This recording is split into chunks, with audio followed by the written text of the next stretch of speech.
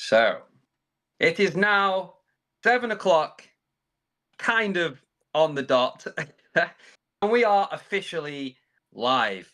Good evening, everyone. 12 weeks, no breaks. What a run it's been.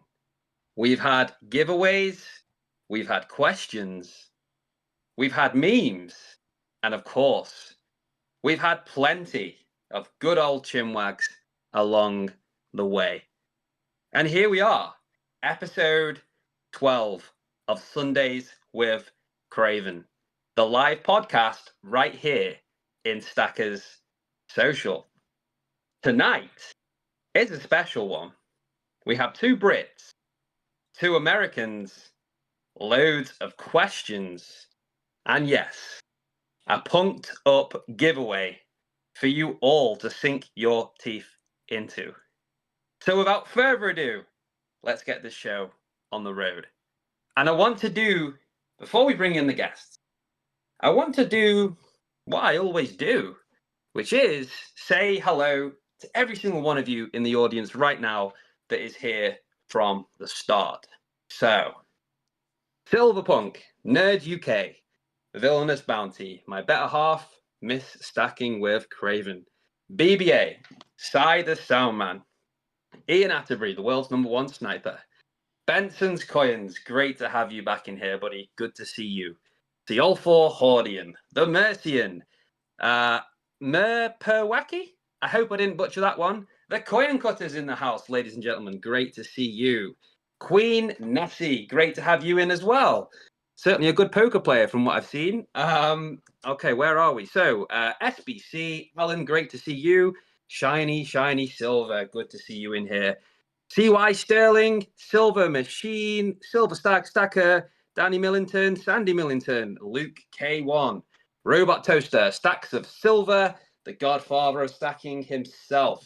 Ladies and gentlemen, 365 Days of Silver is in the house. Scott's Silver, Beyond 10, Crispy, and Loey. Thank you so much, all of you. 27 of you in the audience right now as we get this show started. Thank you for joining. So, four-way panel, let's bring the guys in. So firstly, special guest last week, and he did an incredible job. I'm honored to have him back on as a co-panelist today, and that would be my good friend, Diaxis. How are you doing, my friend? Thanks for coming back on. Bob. Thanks for inviting me back. No problem at all. I'm glad to have you here. I'm looking forward to this one. And I know you've got some things prepared as well, some interesting questions. So I think it's going to be fun, don't you? I should hope so, mate. Yeah, I think it will be. There we go. Well, I think we've waited long enough, and so have our special guest. I had the pleasure of going on their live podcast yesterday. It was so much fun, really chilled out conversation, and I am delighted to be bringing Vegas Stacker and Blue Collar Stacker here on Sundays with Craven. How are you both doing? Thank you for joining us. Pleasure is ours. Thank you so much. Honestly, it's amazing to have you both on here. You're actually both in different time zones. I learned that yesterday from you guys. There's about 3 hours between you both, and it's just gone 7 o'clock here in the evening. So, Vegas, what time is it for you right now, mate? It is 11 a.m. 11 a.m. So it's not good evening. It's good morning for you. What about you, Blue Collar? What time is this for you? A little bit after 2 p.m.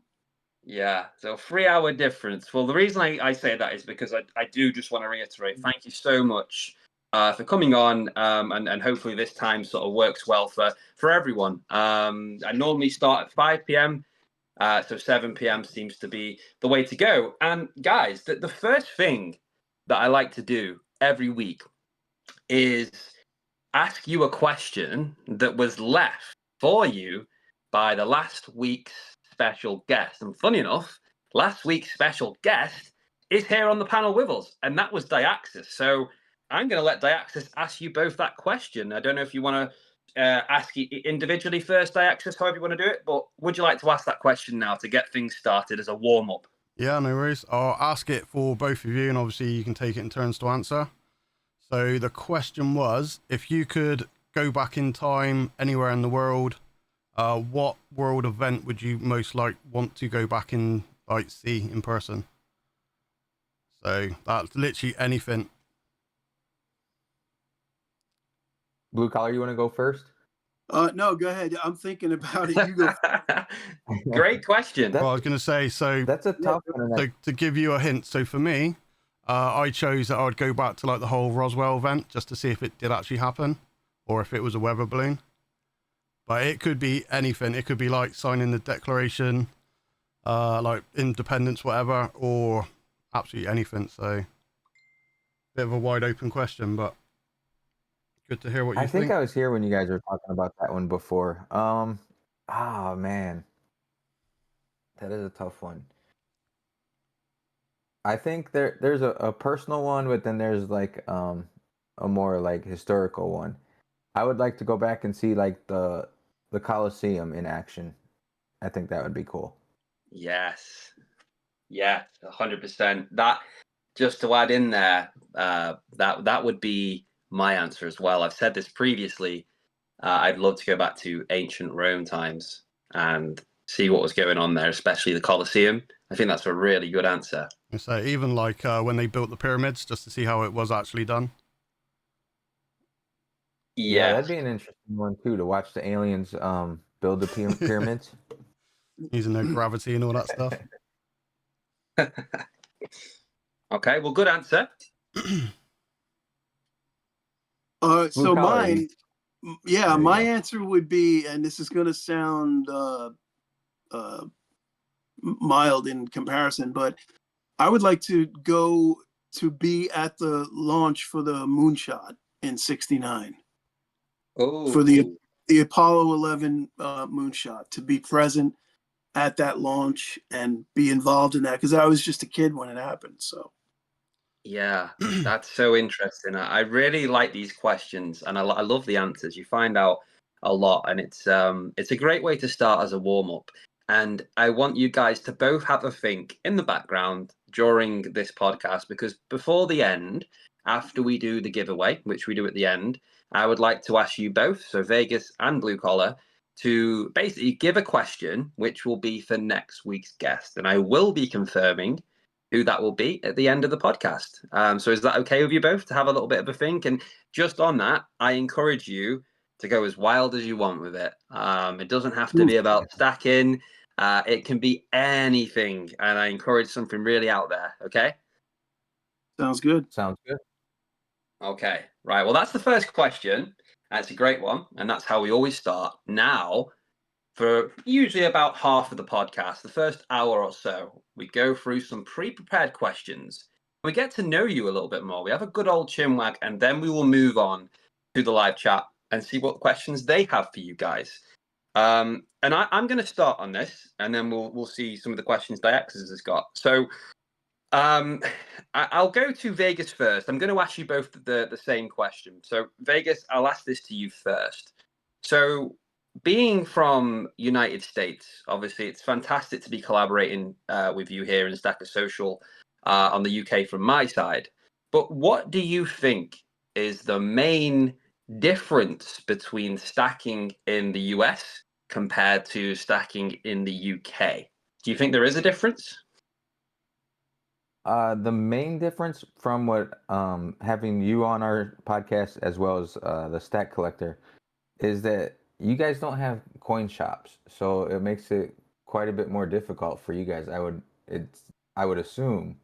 So it seems like it's easier for us to find a variety of things, and just the access of it seems way different. Yeah. As far as what you guys stack, I think you guys all have your own little stacking goals and stacking pickups that you like, from what I've seen, which is very cool. So that's similar to the US.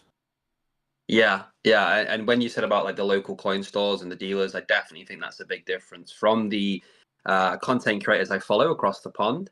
There's so many videos going to like the coin shops and stuff like that. I don't see anywhere near as many in the UK. Maybe it's just where I live. I don't know. Then I'm sure there is, but not on the same scale as what you guys have got over there. So I think that's a key difference you've pointed out there. So Thank you for that.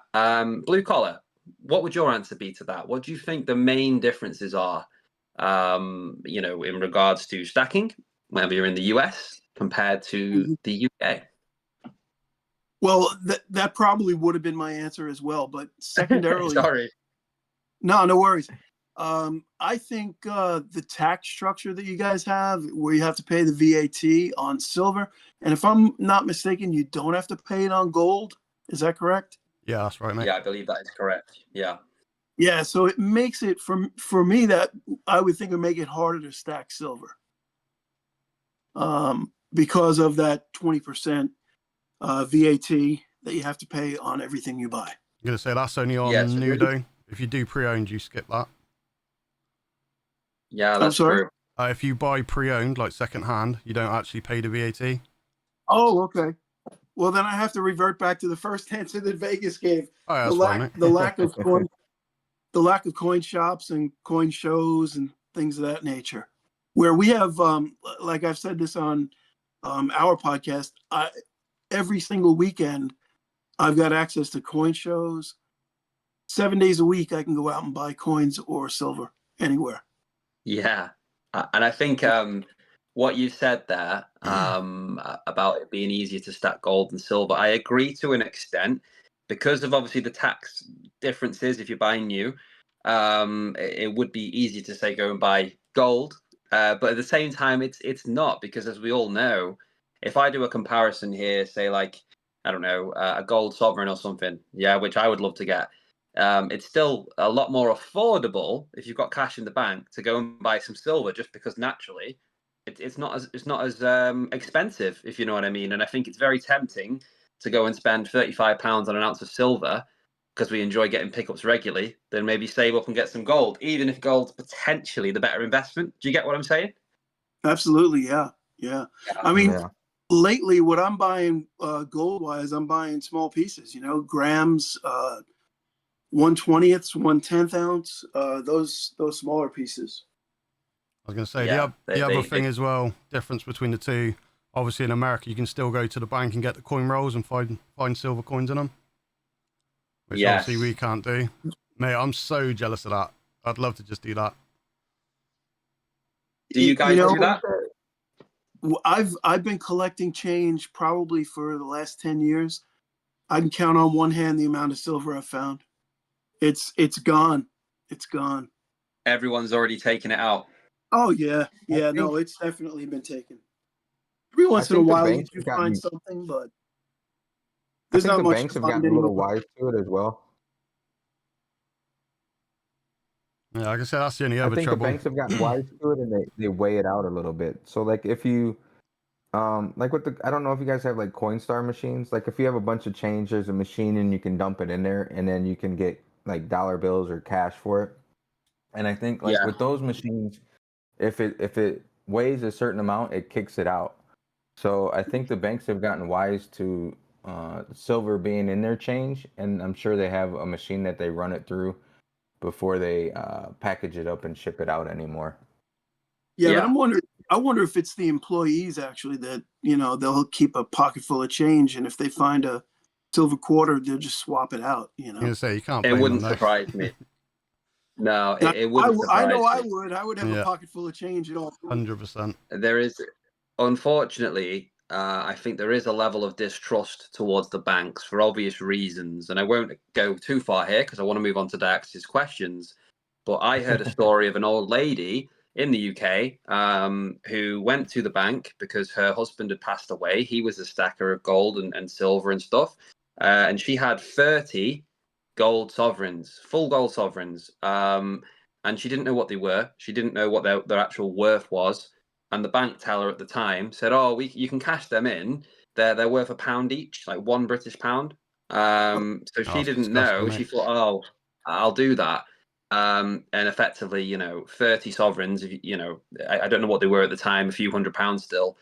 They've come away with at least 10 grand, and she's come away with £30 in the bank. So hearing stories like that, it's scary. I definitely think it definitely goes on. But yeah, great answers so far. Thank you for answering my first few questions. I'd like to move on to Diaxis now, who's got a couple of questions for you both. That's cool. All right, so yeah, question for both of you then. Same again, bit weird and out there.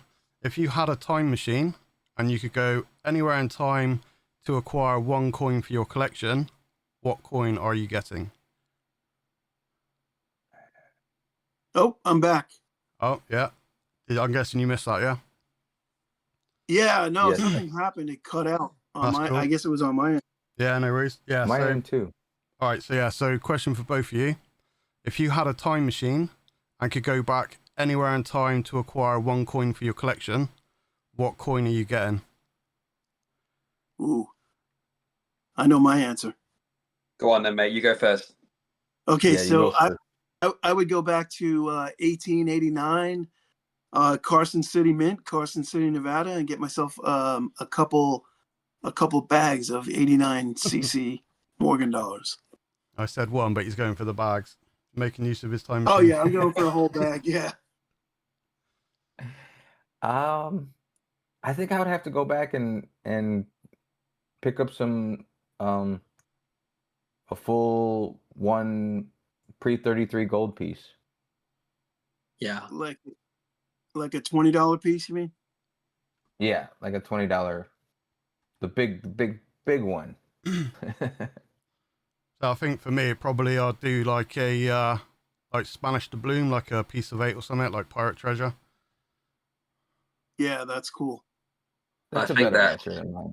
I think they're all great answers that we mentioned before about the Colosseum.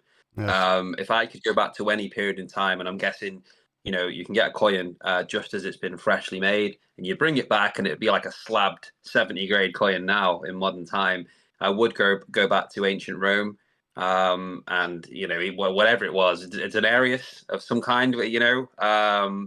I'd love that, gold or silver, whatever. That to me would be amazing. What do you think about that? Yeah, that's awesome. That's a way better answer than mine. I mean, They're all good answers. there's no right or wrong. It's all down to choice, isn't it? There's, So. there's no wrong answers. They're all good answers. And based on what I said before about the bank, just going back to that, there's a comment from one of my friends in the chat who said, it's Nemo's Numismatics have said the banks have shut you down for slander. No, I don't reckon they will. I'm not the only one.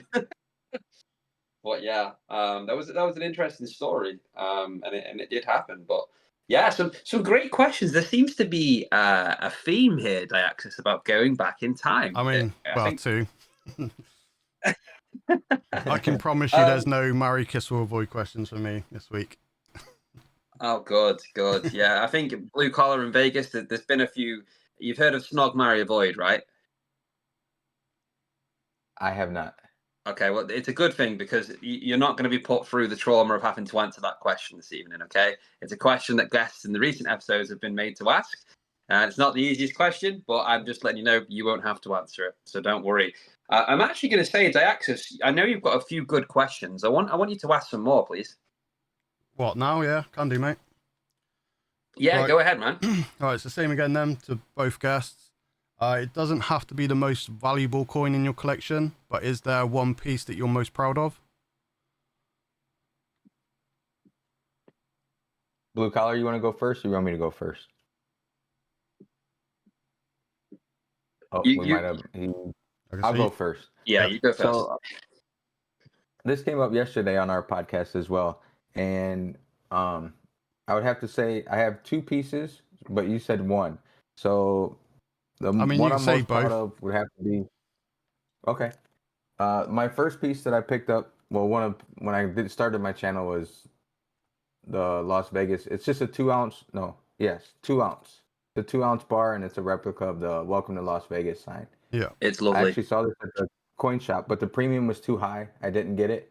But I sent a picture to my brother, and he made me go back and get it. He said I had to, so I went back and got that one. And then the other one is this piece from Haley Bug. I was looking at Haley Bug's website at one time, and my wife was peeking over my shoulder and saw it. And my wife is a huge butterfly fan. She has butterfly tattoos, and she loves butterflies. So she told me that I had to get it, but I had to get it for her, but I could have it. So I get to hold on to it. You get to look at it, but she gets to keep it. Absolutely. That butterfly piece is lovely, by the way. What did you say the weight of that was? It's just under. It's like 3.92, and it's limited mintage. It's 122 of 250, I believe. Lovely. I like that. The Low mintage detail on stuff. it, and it's cool. Yeah, Very cool. that does look nice. Have we got blue collar, or is he having some technical issues? It Just so I looks know. like his mic's muted, but I don't know if that's the case or no. It is, yeah. I just want to check if he's all good. Your mic is muted, blue collar. Just let us know if you're all good. Let's see what the chat's saying for a second. Yeah, I Thank didn't you. realize I'm muted. Sorry. That's all good, That's man. okay, mate. No problem. Yeah. So Diaxis, did you hear Diaxis's question? I did, yeah. And I'm sitting here trying to think about it, but it's like I don't really have like any emotional connection to any of my pieces, but I would say it would be, I know it's not a coin, but it would be my channel round actually, because I had that one made specifically for me by FG I Stacker. was going to say that was FG1X. I'm pretty sure has he done a video making that? Yeah, he has. Yeah, I Yeah, was going to say, I swear he I've just seen did it one before. recently. He made the brass one up on the top, Yeah. and but this was the original one. So I mean, this is something that I would never sell, but anything else in my collection, I don't think I would have an issue selling any of it. Yeah. That's No, a same really again. nice That's, channel round. yeah. So yeah, I really don't have too much. You know, I have a couple of Carson City Morgans that I might sell last, Yeah. but other than that, to me, it's just metal. I don't Yeah, know. exactly. That's it. That sort of leads on to my question I'm going to ask you guys next, about sort of what you'd sell and not. But before I do just want to shout out certainly FG Stacker. We have loads of talented pourers and across the community here as well, and I know you guys do in America. There's so many pourers out there, whether they're content creators or they're part of communities that they're known.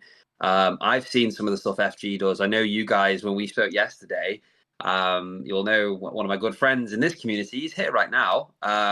He donated for this giveaway. You're looking to get yourself a silver punk piece as well, aren't you? Oh yeah. Yes, that is on my to pick up list. Yeah, I've got 2 pieces technically. I technically have 3, but this one's just being, it's just looking all shiny. Someone here, there's 37 in the audience right now, guys. 38's just Wow, got. 30. That's amazing. That's a It good is. crowd. It is. So just a quick thank you to everyone that is tuning in. I appreciate you being here. One of you will be walking away the new owner of this from Silverpunk, one of our incredible pourers. So that's amazing. And thank you to him. I want to go back to what you said there about basically it's one of the things in your stack that you wouldn't sell. The rest, it's just metal. And I'm asking this to both of you. So I guess it's that emotional attachment is what I'm pointing on here. Do you, when it comes to buying, I don't know who said this to me recently, but there was some advice. They almost buy some stuff that you're not like. It's not a really desirable piece. It's silver, so that when it comes to selling, you're not bothered whether you lose it. Do you ever buy with that in mind, or do you just buy and even if it's something you love, you don't really get an emotional attachment? Because I've got pieces already in my stack that I'd say I have an emotional attachment to, and I would struggle to sell. So is that something you think about, or are you not bothered? You would sell all of your pieces? I'll start with Vegas, please, on this one. I think it's changed for me. I've been stacking like a year and a half, so not a whole lot of time. But I think that's changed for me. Like when I first started stacking, I wanted to keep it all. I was buying it all to keep it all, and then like I would buy generic buffaloes or whatever, and to possibly get rid of. But as times changed, I'm similar to blue collar. I'm like, um, it could all go if need be. Yeah, it's just the metal, and kind of like what Blue Collar said. It's a good way of putting it. And You know, I think it's it's a funny though phase because too. oh, go ahead. I'm sorry, Vegas. No, go ahead. No, continue. You were speaking. I'm sorry. No, I was just saying it's a phase, and when you start stacking, you'll go through different phases for sure. Yeah, I started in Yeah. April, and I can already say I've already gone through different phases. One day I'm a stacker, the next I'm a collector, the next I'm thinking of selling. I want gold. It's a journey, but yeah, blue collar. What's your stance on that, mate? No, well, I was just going to say that I almost want to reconsider what I said because, um, I look up at the stage there and I see like the Engelhard bars, and it's like, okay, I don't want to sell those. And then I look at other things, and I'm starting to reconsider that thought. Let's put it that way. Maybe there's a hierarchy. You know what I mean? Like if if the need for money was there, I would obviously sell it all.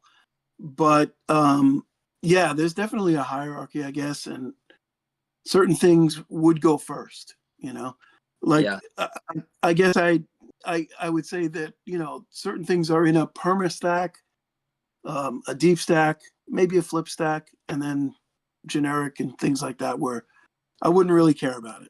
Yeah, I can say it's always good to yeah, have like a side stack to sell, and then obviously like either that Yeah, or like an emergency fund. So if there is anything that you need money for, obviously you're not touching things that you prize the most. yeah, yeah, yeah. Because we all pick up the odd premium piece, a collector's piece, a stacker, things with a high premium on. And you buy them mainly because you really like the design. But like Diax has said, and it's something I'm looking to do now going forward, is basically fill a tube with Britannias. They don't have to be all the same year. It's basically whenever I can pick up a 1 ounce silver Britannia at a really good price. And I'll just build them up and build them up. And then when it comes to liquidating and I need cash there and then, I'll have no problem parting ways with 1 ounce silver Britannias.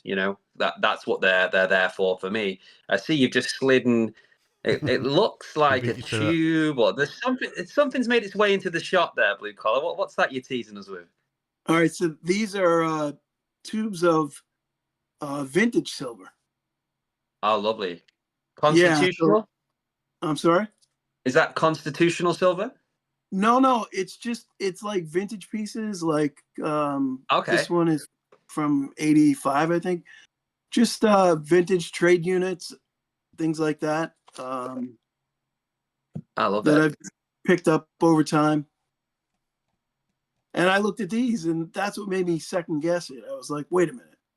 I bought all these. I bought probably 20 of these with the intention of selling them on Whatnot. And then I started looking at them. I'm like, look at the condition of these things, man. Yeah, I I can say can't the sell these on Whatnot, vintage stuff does hold a you bit of an know? extra premium as well. Yeah, I just couldn't do it. I couldn't sell them. So what I did was I took Buffaloes, I traded Buffaloes out, and I sold the Buffaloes, and I kept all this stuff. Yeah, I think You know? premiums aside, I definitely think there is some sort of pull towards the vintage pieces. I mentioned this with part of the reason as to why I said this to you guys yesterday, actually. Part of the reason why I would prefer to own a gold sovereign over a 1/4 ounce Britannia, like one of the new ones, despite the slight differentiation in the gold content, I suppose, or the fineness, shall we say. Um, uh, I think the history of an older or vintage coin is so fascinating. Does that interest you? Yeah, for sure. I I would say that equates to my Morgan dollars that I have in my collection, the graded ones, ungraded ones. Yeah, And then I've got one $20 gold piece that I acquired and then sent in, had it graded and slabbed. So I mean that's not going anywhere until it gets pretty desperate, I guess. yeah. Fair enough. It would have to get very desperate, I would think. Yeah, I But must admit. it's So I have to chime in on this real quick. I know yeah, blue collar. There are pieces that he has bought to sell, and then he changes his mind. So as far as his reselling, there's stuff that he would not resell. No, you are correct, and that's why I reconsidered that. Like this is a great example. This is a 20-ounce J&M bar. that looks Um, lovely. That looks so nice. Yeah, that does look cool, yeah, man. it's a a fat 20-ounce vintage bar, probably close to 50 years old. Wow. Yeah. I love some of the Englehards, the really old bars. They look so nice. Yeah, I got a couple up on the stage there, the Englehards, and that's what I originally I looked over at those and I was like, yeah, I don't think I could sell those, you know. I So can't then I lie to you. started Yeah. really about it, and I was like, maybe I was out of line there, you know.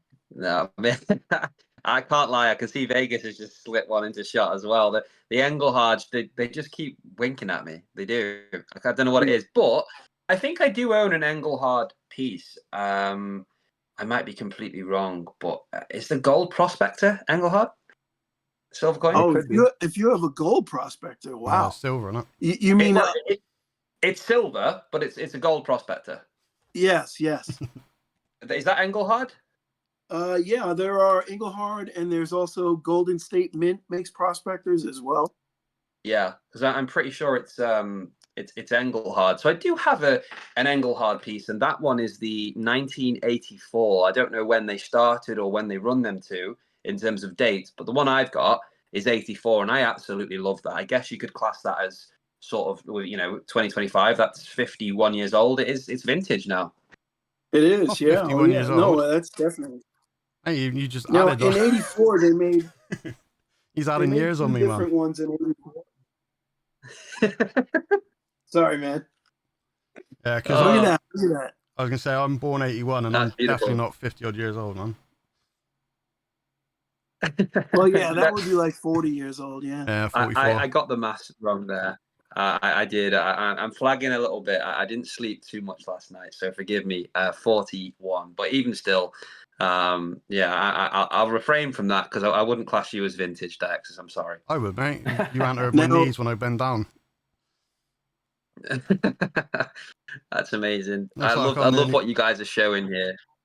I'm the only one without Now one now. in '84, this is an '84 prospector. They Yeah, made that's what I've got. they made two reverses though. They made the Big E, and Yeah. they also made an '84. They made an Eagleback as well. Okay, yeah. So I've got the Engelhard one. They're both really nice though. And Yeah. they do demand a premium as well, understandably. Oh yeah. So Yeah. that's an '84 with a Big E on the back. So Yeah, I could sit here and watch you guys showcase the lovely silver pieces in your collection all day, but obviously I can't do that right now. We are live, and yes. I'm sure Diaxis has got another question for you, haven't you, Diaxis? Yes, mate, can do. I was going to say, touching back onto that, the only vintage one I've got is the A-Mark bar that I traded with 365, which you guys probably would know. Yeah, that's lovely, that mate. Oh yeah. Yeah, 'cause they're quite rare I in gotta Greece. make It's an American bar. Can we get a zoom in on that, Diaxis, using the new tools you've got? I know you want to press the button. The little ingot one? I think It's we back to have front, one. though, mate. That's the trouble. We had. There we go. There you go. Oh yeah. Vegas and I each got one of those. We got it at the Vegas Coin Show. We picked it up with a couple of other gents that were there. Silver State Stacker and another gentleman, 40 ounces, his name. Yeah. And then LBS has one, and we all kind of got them together. I'm going to say 365's just said in the chat he's got a 10-ounce version on the way. Oh, nice. Oh yeah, Gonna be that's super gonna be cool. nice. Yeah, that's Yeah, it. I got a 10-ounce A-Mark up on the stage there, but that's a pressed bar. More of a that's looks like an extruded bar. But yeah, reasoning for that I for need me to get was, one of these 10 ounces. reasoning on that one was just because it's my birth year, so it kind of makes sense to pick that one up. What is it, an 81? 81, yeah. And I did also pick up a Proof Sovereign as well. Let me double screen up for the video. Oh, nice. So yeah, so we have like Gold Sovereign 1981. So yeah, Beautiful. I don't know that I'm going to slab it. I know Jamie Frost said maybe I should try and slab it, but I don't know. We'll see. Now, that poured piece in the background, is that a silver punk piece or? Which one are you talking about? The big Thinking Man? Yes. Yeah, that's GSH. So yeah, I've got a little poured bar as well. But yeah, he's another poor at its part of Stacker Social. But I think that one's aluminium. Oh, there we go. I don't think I Craven's can got get a this in giant shot. piece. This is a.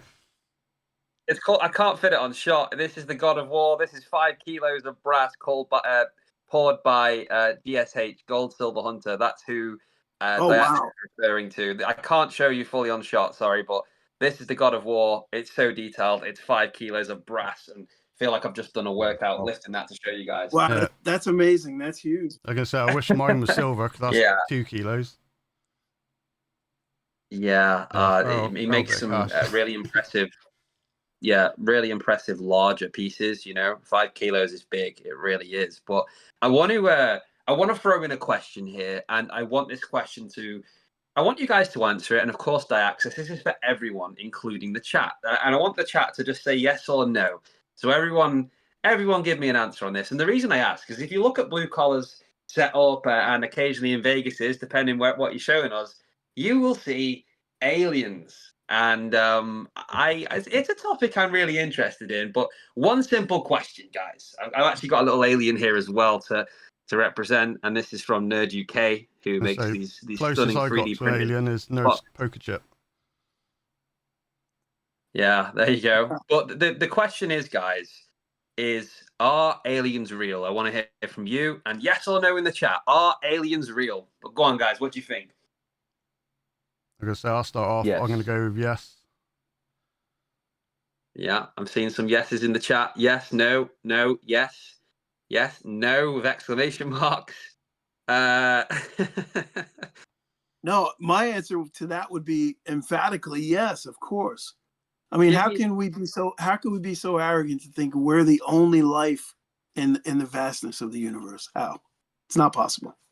I agree. I agree. Do you have more than that? That for some people, there's clearly a few. It's quite mixed in the chat between yes and no. Do you guys have more on that in sense of why it's apart from saying we don't realize what else is out there? We just don't know.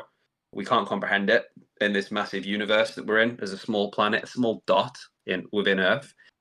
Mhm. What more do you think if that to add to that argument? If you're on the yes side, is there anything else that you think people should consider when deciding whether they think it's real or not? Have any of you got anything to add there? I'm going to say I've seen things I can't explain, but as to whether that is actually UFOs and aliens, like who knows? Like I'd never get the answer, but I've definitely seen things. Yeah. Obviously, that's just Yeah, I thing would for say me, the same don't it? thing. I had an experience years ago that I can't explain to this day. So Oh, are you able to summarize it in a couple of minutes for us? yeah, no, absolutely. I could tell you I the want whole to know. story. I want to know. Okay, so I was young. I was probably 11 or 12 years old, and a friend of mine and we were sleeping out in the backyard. We were camping out in the backyard. And we were literally under the stars, right? So we're laying in sleeping bags on the ground, Yeah.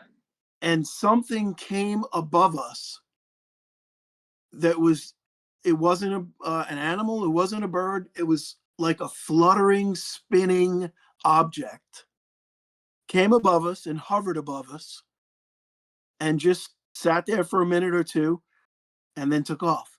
And we both looked at each other like, dude, did you just see what I saw? We ran into the house and never talked about it after that. That's insane. Yeah, and we weren't on drugs. There was no drugs involved. We were too young for that. And we both saw exactly the same thing. It was almost, if I had to guess, I would say it was like some kind of a probe or something. Can you give me an idea of how big you're talking and describe the shape a little bit more? Size of a basketball, but more of the shape of a cube. And there weren't drones around then, were there? No, this was mid to late 70s. So Yeah. obviously a weather balloon. Yeah, of course, weather balloon, swamp gas. It was swamp gas. I find that really fascinating, and I appreciate you being open and sharing that with us here on the panel and the guys in the audience as well. 36 in here right now listening. I just wanted to ask that because it's really interesting. I would like to give the opportunity to Vegas. Do you have anything to add to that at all, or any experiences? I don't have any experiences with aliens, and I don't have anything to back up why I think there are any, other than I just I agree with Blue Collar. We can't be that arrogant to think that we're the only life form out there. I agree, and I think Diaxis is on the same page here as well. Yep. And the answers in the chat, it was pretty 50-50. I don't have a breakdown of the numbers, but I was seeing a lot of yeses. I've seen a lot of no's. So You it could have is a put a very poll up, mate. split topic. Yeah, do you know what? You should have Are done. you able to do that quickly, mate, for me? I Or don't do even you want know. me to do it? You do it, mate, because I'm not even sure how to do it, man. I tell you what, if 365 or Sai or someone's in here and you fancy doing me a massive favour, just because of the way my phone's set up right now, you know what? I only work off the one phone. There it is. He's already onto it. Thank you so much, 365. Guys, if you want to put a vote in, that will end in 59 minutes, about the time that we'll start the giveaway or whatever, or we'll be chatting within the chat. We'll see what the total is. And I'm going to put a vote in, and I encourage you guys to do the same. I'm going to put a yes in there. And see what we're getting a lot of yeses to start off. We'll see what that tallies up. We'll check back on that. I'm going to So say, thanks to 365. to add to that as well, the trouble is nowadays, everyone's all glued at their screens. So everyone's looking down, not looking up. Like, literally a couple of weeks ago when I was looking after the dogs and I was taking the dogs for walks at night, if you just look at the stars, there's so many things that's moving. All right, potentially you got loads of satellites and things, but satellites go straight. They don't do like 90-degree turns and stuff. And mate, almost every single night I was seeing things moving in the sky.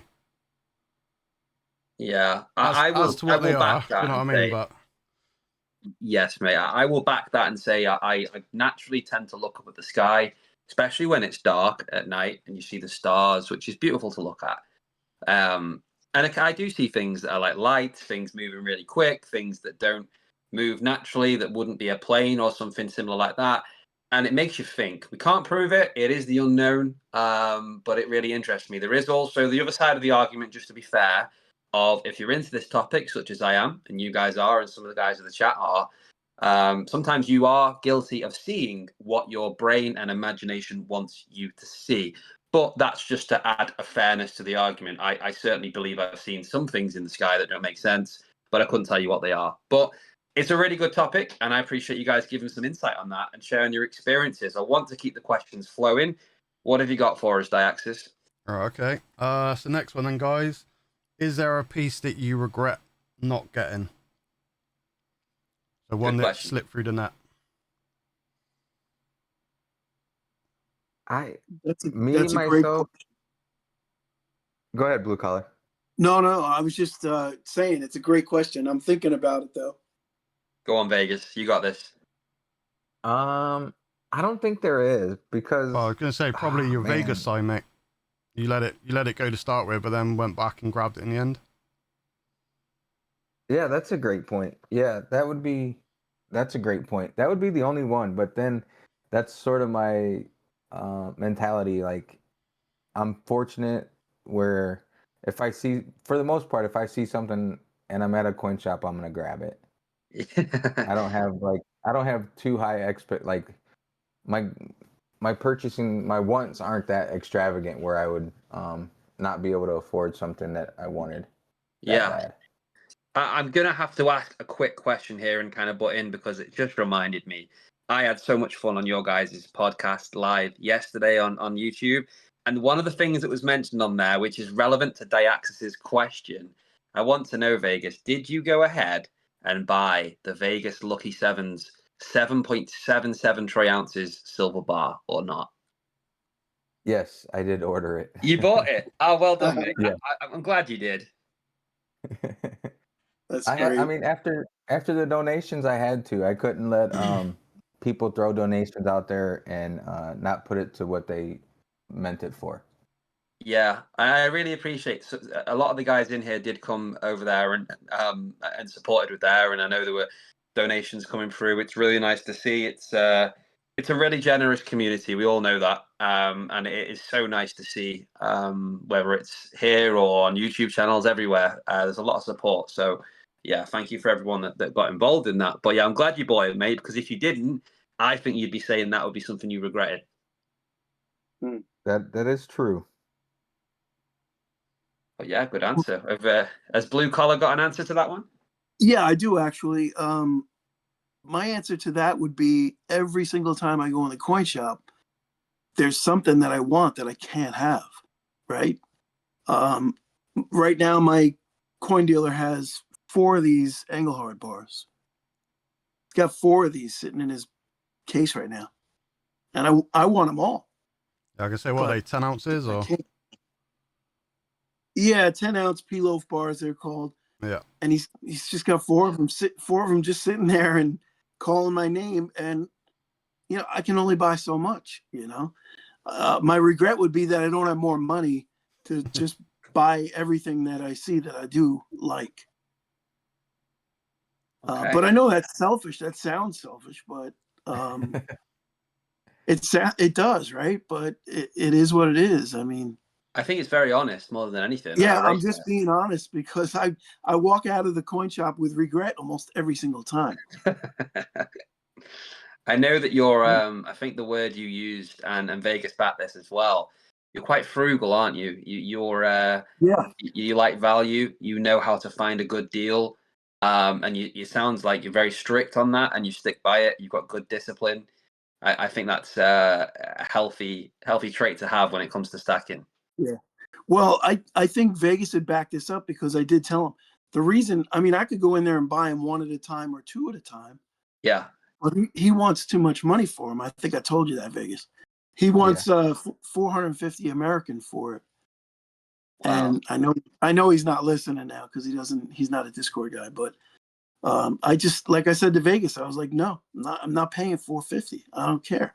Good on you, mate. Yeah. I think if the price isn't right for you, it's not a deal to make. That is sometimes the case. And I just saw you showing the picture there of the Lucky Sevens bar that you've bought. So yeah, congrats on that. I'd love to see when that arrives, mate. I've got a question for you, and I'd like Diaxis to answer this as well. All of you and guys in the chat, have a think about this as well. I'm interested to know. So my question is, if this is a theoretical situation, but you're given 10 troy ounces of like 3/9 fine plus silver grain, and that's going to all be melted and turned into whatever you want. So it could be like a pourer, like we've got Silver Punk. You could commission him to make something with it. You've got 10 ounces, doesn't all have to be one thing. It can be split up into a few things, but you've got 10 ounces of silver grain. I'd like to know, what would you have that made into? Multiple things, one thing? What would it be? And I'm going to start by going to Vegas. Do you have an answer for that, mate? Oh, you had to start with me first. Sorry, it's just I don't want you guys to get confused when we ask an open question. I'm trying to keep a bit of order to it so we know who's answering first. Yeah, no worries, no worries. 10-ounce pour. I might have to, like, my dogs mean a lot to me and my wife, so I would have to say maybe like little pieces that remind me of my dog, like maybe 2 little dogs, 5-ounce dog each. That's a lovely answer. Yeah. Yeah, very nice. Yeah. Just to ask on that, would that be like a bar? Would it be like a panel piece? A coin? How would that look like? Almost like a replica, like a little poured dog. Oh, okay, I'm with you. Yeah, I'm with you. Like That a would be really statue nice. almost. We don't Yeah, have like a mini kids, so our statue. dogs are our kids. Yeah, that's a really nice answer, mate. Blue Collar, what would you do? You've got 10 ounces of silver grain, and you can go to any pourer or mint or whatever, and they'll do whatever you want with it. What would you have done? Wow, I think I would have a little 10-ounce alien poured. Yeah, There you go. That that's might a be one great thing. answer. Honestly, I talked to FG about pouring a channel round for my Whatnot channel, but the logo is difficult to deal with because it's Morgan is the center of it. So he said it would be lost in translation. There's no way they could really pour that. So we're in discussions about maybe making a bezel that has my name around it that I can slip a Morgan into. So it would Yeah, probably be something like that. that's a great answer. I'm really loving this question actually, and it wasn't one I prepared. It came to mind, which is kind of how I'm running the questions now. I'm personally not preparing them as much. I like to go with my thoughts in the moment, but I want to hear Diaxis's answer to that as well. Yeah, I think for me, I'd probably break it into 3 pieces. So with my next big milestone, which is all right. So instead of doing a 2K giveaway, I'm going to do a 1981 giveaway. Yeah. So basically, I'd have three pieces: a 1 ounce, a 3 ounce, and a 6 ounce for first, second, and third, and I'd give it away as prizes. But as to what the design would be, yet to decide. I would imagine. Yeah, that's interesting. 365 Days of Silver's posted the rigged bar. I'm guessing that's what he would have done with 10 ounces, a big rigged bar, Silverpunk special maybe. Have you got anyone else in here with some answers? I'm just really interested in what people are thinking. A masterpiece? Is this the giveaway piece? Gonna say, Yeah, we've got a really nice giveaway. Silverpunk did say if you had an extra 47 ounces, you could make one of his pours. He showed one of his four Yeah, and panel everyone pieces. should look at that. Such stunning work that he does, and I find that the video is really interesting as well. The process of making it. Yeah, I'd love. I think I said this to you guys yesterday on your podcast that I have no interest in being like a pourer as like a business or anything, but just in terms of the bucket list, along with other things in this niche, I'd love to pour my own bar, just one. I really, really would love that opportunity, and yeah, that would excite me to tick one off. Even if it was just like an ounce or 2 ounces, I'd love to create something myself. I'm gonna say Sandy wants a silver flat cap. Oh yeah, Yeah, yeah. of course. Yeah, that's Sandy, cool. you could get a really nice flat cap with 10 ounces of silver. You should have a word with Silverpunk. Maybe he'll do it. Just make sure you ask him for loads of lettering on it though, because he's got a new policy and he loves doing lettering. So there you go. So what would be your piece?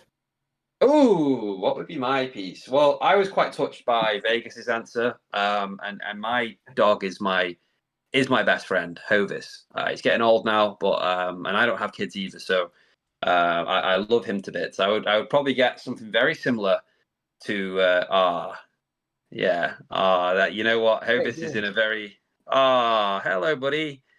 That's adorable, mate. I would probably get like a pour, like you said, kind of like a statue, 10-ounce Hovis. And if not, if it was something different, I may get like a little John I was gonna statue say it has or to be something Little like There that. you John. That's what I was waiting for Yeah, to I begin wanted to with. throw that in there. go. I wanted to give you kind of like the YouTube answer and then like the personal answer. So it'd be one of the two, but I'll be honest, if I ever get my hands on 10 ounces of silver grain and a pourer that's willing to do a little John, we'll make it happen. That would be so cool. Or even just a Yeah, silver that staffer in sounds the like hold. the answer. That's what I would- Might be able to take Yeah. on the Terminator with a silver staff, mate. Maybe. But yeah, no, really interesting question. Have you got another question for our guest, Diaxis? Can do. Right, so is there a Holy Grail piece that you're on the hunt for? And what is it? I don't currently have a Holy Grail piece right now. I'm trying to get more into the stacking weight aspect of it again. So I don't have like a piece that I'm really searching for right now. That's fair enough. Yeah, I was gonna say I'm trying to go weight as well, so understandable. My Holy Grail was the 81 Sovereign, so I got that one, and I'm happy for now. That's kept me content for the time being. Yeah, definitely. I love the big silver bar you're showing there, Vegas. Nicely zoomed in. That looks stunning. It really does. That is also another one of my favorites. It's 17.76 ounces, and of course the 1776 theme to it. My Yeah. camera is backwards for some reason on my screen. It looks alright for us, mate. It looks Does it? fine Okay. from here. Okay. Yeah, if you got a Holy Grail piece that you're after. Me personally, no, I don't have any one piece, but I would like to acquire a date run of the CC Morgan dollars, and I passed on one the other day. I sent Vegas pictures of it. It was a capital holder, and a capital holder is basically a plastic. I don't know if you guys are familiar with them, but it's basically a plexiglass holder, and it was cut in the shape of the state of Nevada, and it had the whole date run of CC Morgan dollars in it. But when I took pictures of it and I took it home that night, I went through it and I graded all the coins in an unprofessional manner, of course, and it just didn't add up. He wanted 3,900 for it, and I think I can only justify about 29 if they were graded, and ungraded I would say between 2,000 and 2,500. So I could not get where he wanted me to go. Yeah, there's that disciplined trait kicking in for you. I like that though. Standing your ground, sticking to your own plan. I think that's very good. Did Vegas answer the question before? I'm not sure. No, he Yeah, The said, Holy Grail I question. really don't. said not really, mainly I stack really and don't weight. have. Yeah. Yeah. So also to you as well, then Craven, is there a piece? I'm guessing a 10-ounce Little John. Yeah, there's a few. I've not been stacking that long, so I've kind of just been enjoying picking up new things. A lot of the things I get is like, a certain piece for the first time. So I've been having fun with that. I've got kind of a little bit of everything now, apart from gold. I would love a gold sovereign. Doesn't have to be a particular date, so it's not a specific one. But a sovereign is a holy grail piece for me personally, and of course. I know Seolfo Hordians managed to get one. He had to trade an arm and a leg to get it. But yeah, 10-ounce silver Little John. That would be something else. It really would. There is something though that I will say. The amazing collaborations between the craftsmanship of Silverpunk and the coin cutter. I would love to get a piece poured by Silverpunk or a defaced bullion piece from Silverpunk that was then sent to the coin cutter to cut into a perfect puzzle jigsaw. That would be a piece that's on my bucket list as well. Yeah, I think they're really, really nice. Yeah, so if you're lucky, mate, you might get a chance to get one tonight then. I don't. No, I don't. I can't be in the giveaway, mate. I can't do that. So yeah. Well, when you That's get, that piece I was talking You- about, the Carson City piece. Yeah, I just zoomed up on it, mate. Yeah, that looks piece good, is man. awesome. Yeah, you say that though, Craven, but what's Yeah, stopping you winning the prize and then swapping it out for another one and doing a rerun? No. The prize has been donated by Silverpunk.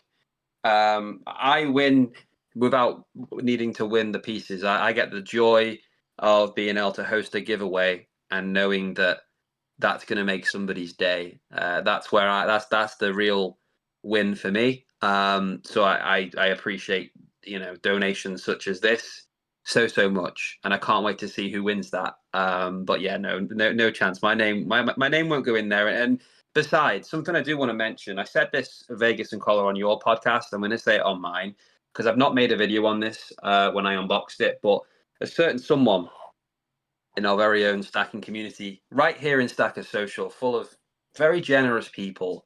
And that individual is called Shiny Silver. I'm pretty sure he's here right now. He's always here supporting. And I've had the pleasure of speaking to him privately, playing poker with him.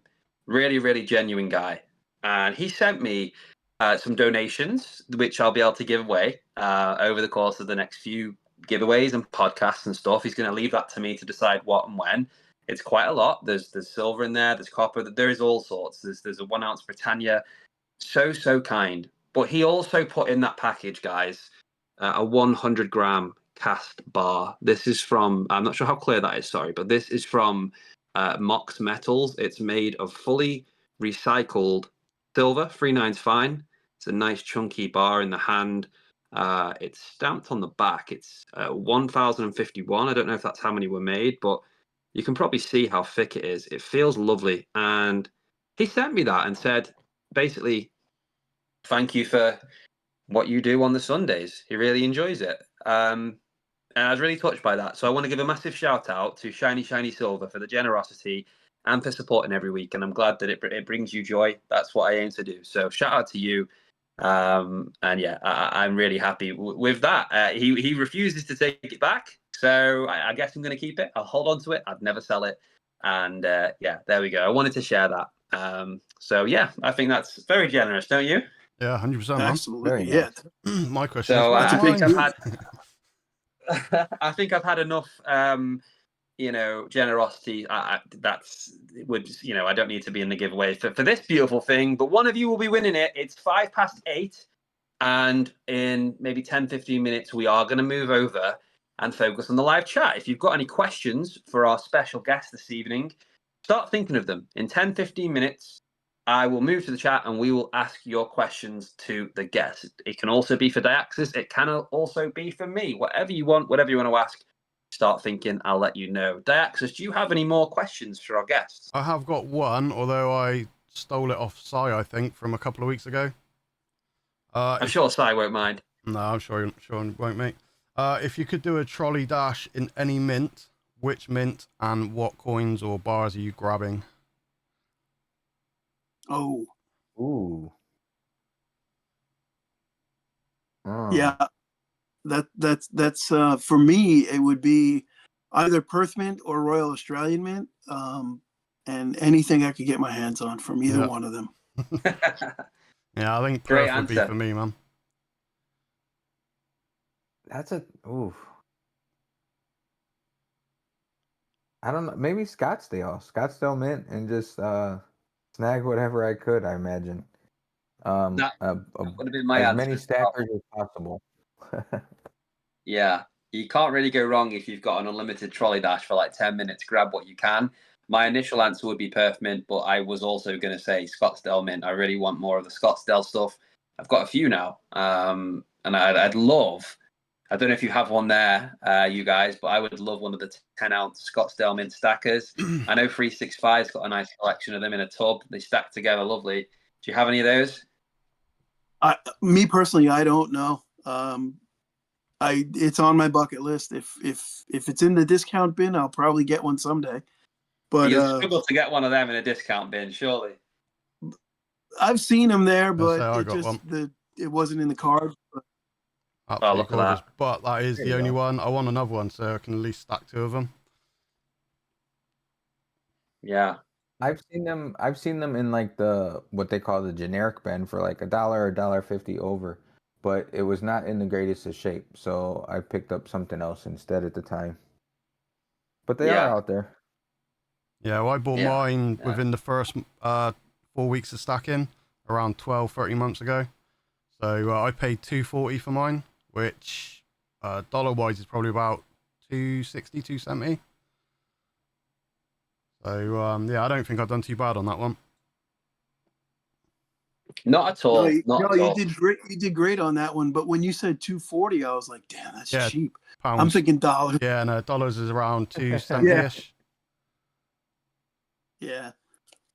I got this one here. It's hard. Yeah, you can't even see it. I put little tags on my bars just so I know what I paid for them. Yeah. I think I paid $232 for that one, 10-ounce bar. Yeah. That's good. Yeah, but that was maybe January of 24, I guess, when things were really this cheap. is the thing, obviously, the time you buy things. Because I bought some second-hand stuff off of a few of the community members, and they were selling it way under spot. So I'm like, oh, I'm getting a great deal. But because they bought theirs 5-6 years ago, they're actually like making a load of money off of it.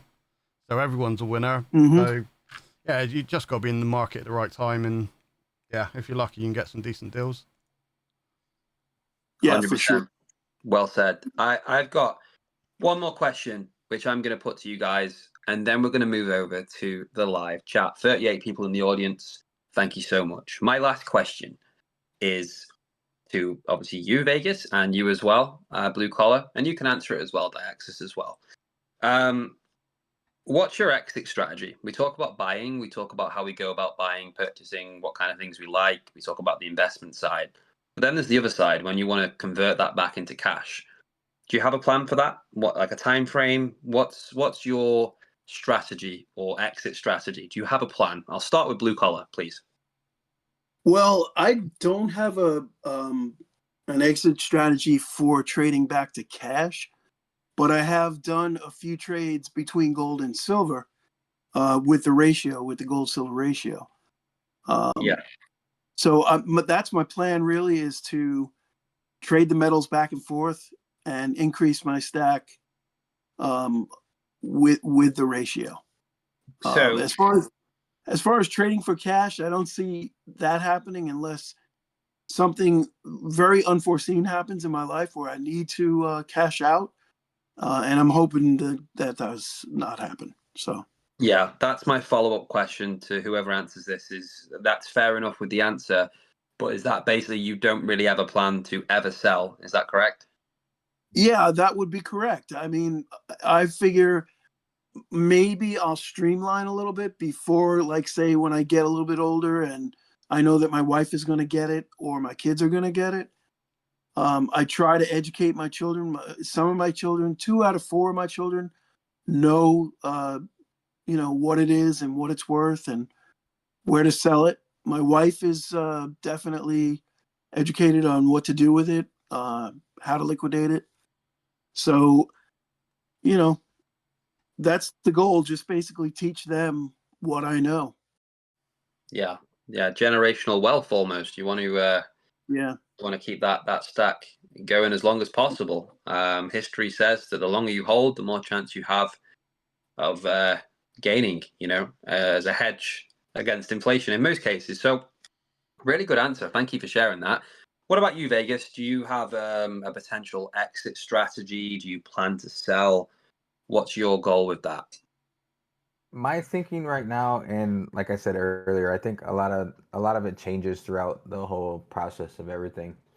But the closer and closer I get to paying off my house, the more and more I think if I got to a point where my stack was worth what I owed on my house, I would possibly, it is a thought to possibly sell my stack to pay off my house and then just start all over with the stacking process with intent to just hold it until retirement. And if I ever needed it, exit then. And if I didn't need it, then it would get handed down to either my wife or nieces and nephews.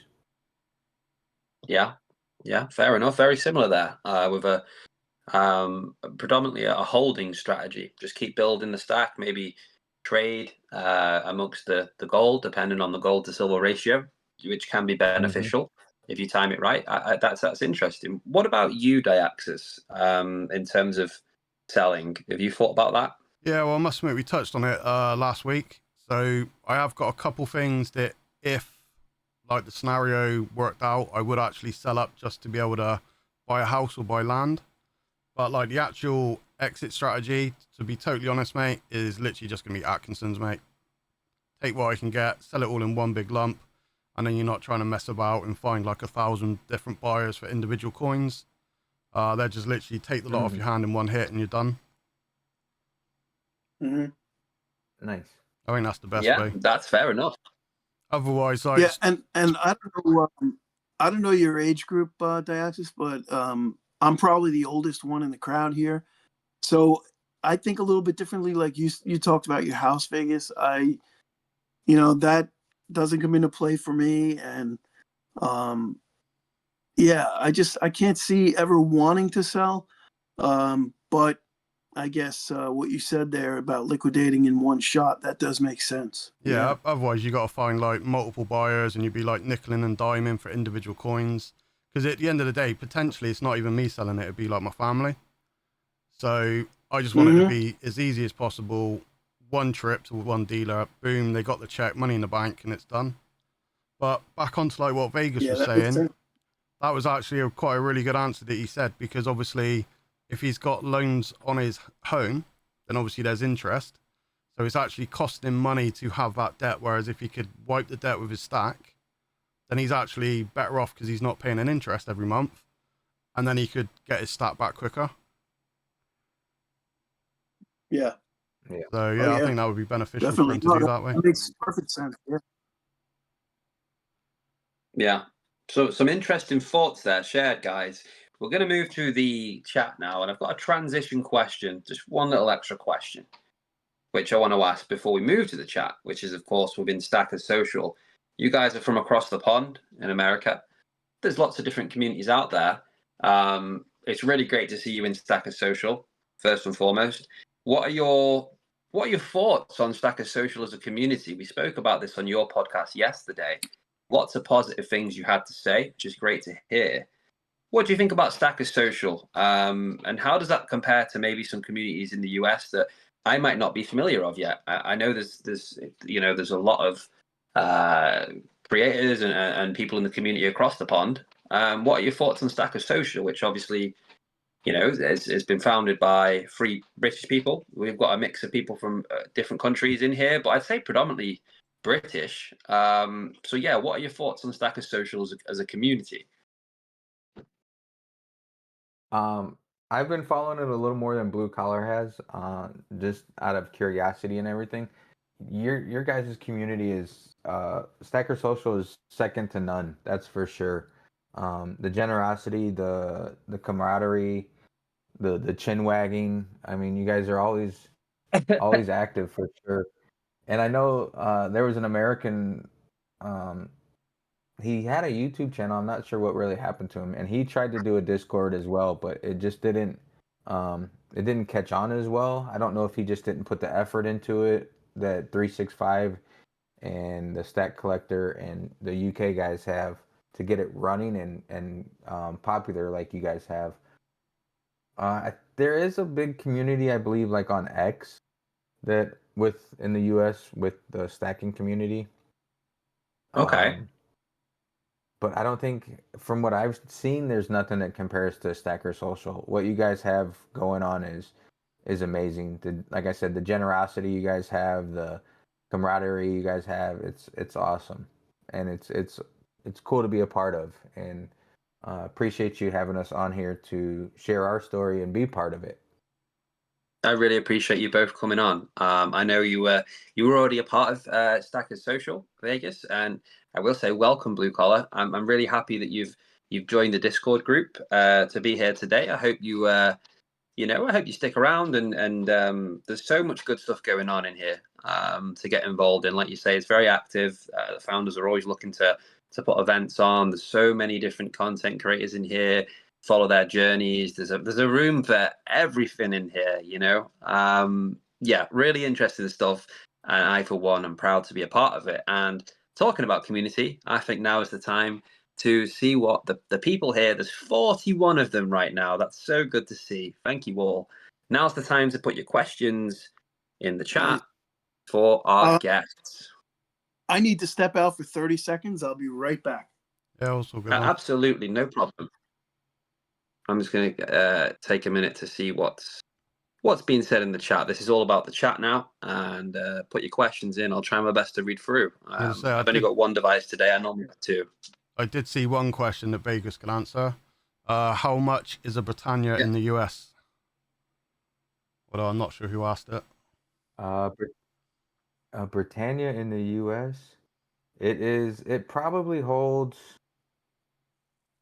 I'm gonna have to look it up. I'm gonna have to look it up just to be sure, so I don't wrong quote it. I would say it probably holds a $3 to $4 premium over spot. Yeah. I don't know how that relates to pounds.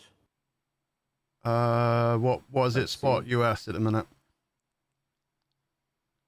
Spot is 38.23 US. About 41. Okay, So nice. Yeah, what's that? Low 30s, like 33, 34.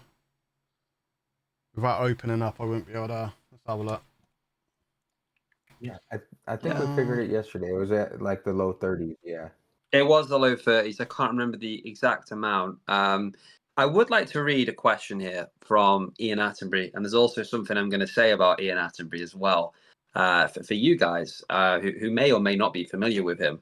But the question is from Ian Attenbury: is there a market in the USA for sovereigns? Could you share some light on that? as far as like British sovereigns or Yeah, like American, like Yeah, British. so like your British gold sovereigns, yeah. I'm not real sure. Like I haven't gotten into the foreign stuff as much. I know blue collar um looks at the foreign stuff more than I do. I'm sure there is to an extent. There's a market for almost everything in here. There's a in the US. There's a collector for everything and there's a market for everything. As far as a big market, I'm not sure though. Yeah, from what I've seen on Yeah, YouTube, that's I'd say fair it's enough. probably like quarter ounce, like eagles and stuff like that they collect more so. Yeah, yeah, that's fair to Yeah, say. Go on. for like US sovereigns there I guess you would say, but for like the foreign sovereigns no, but for US there's a market. There are people just like the Axis was saying, like how he likes to collect his birth year.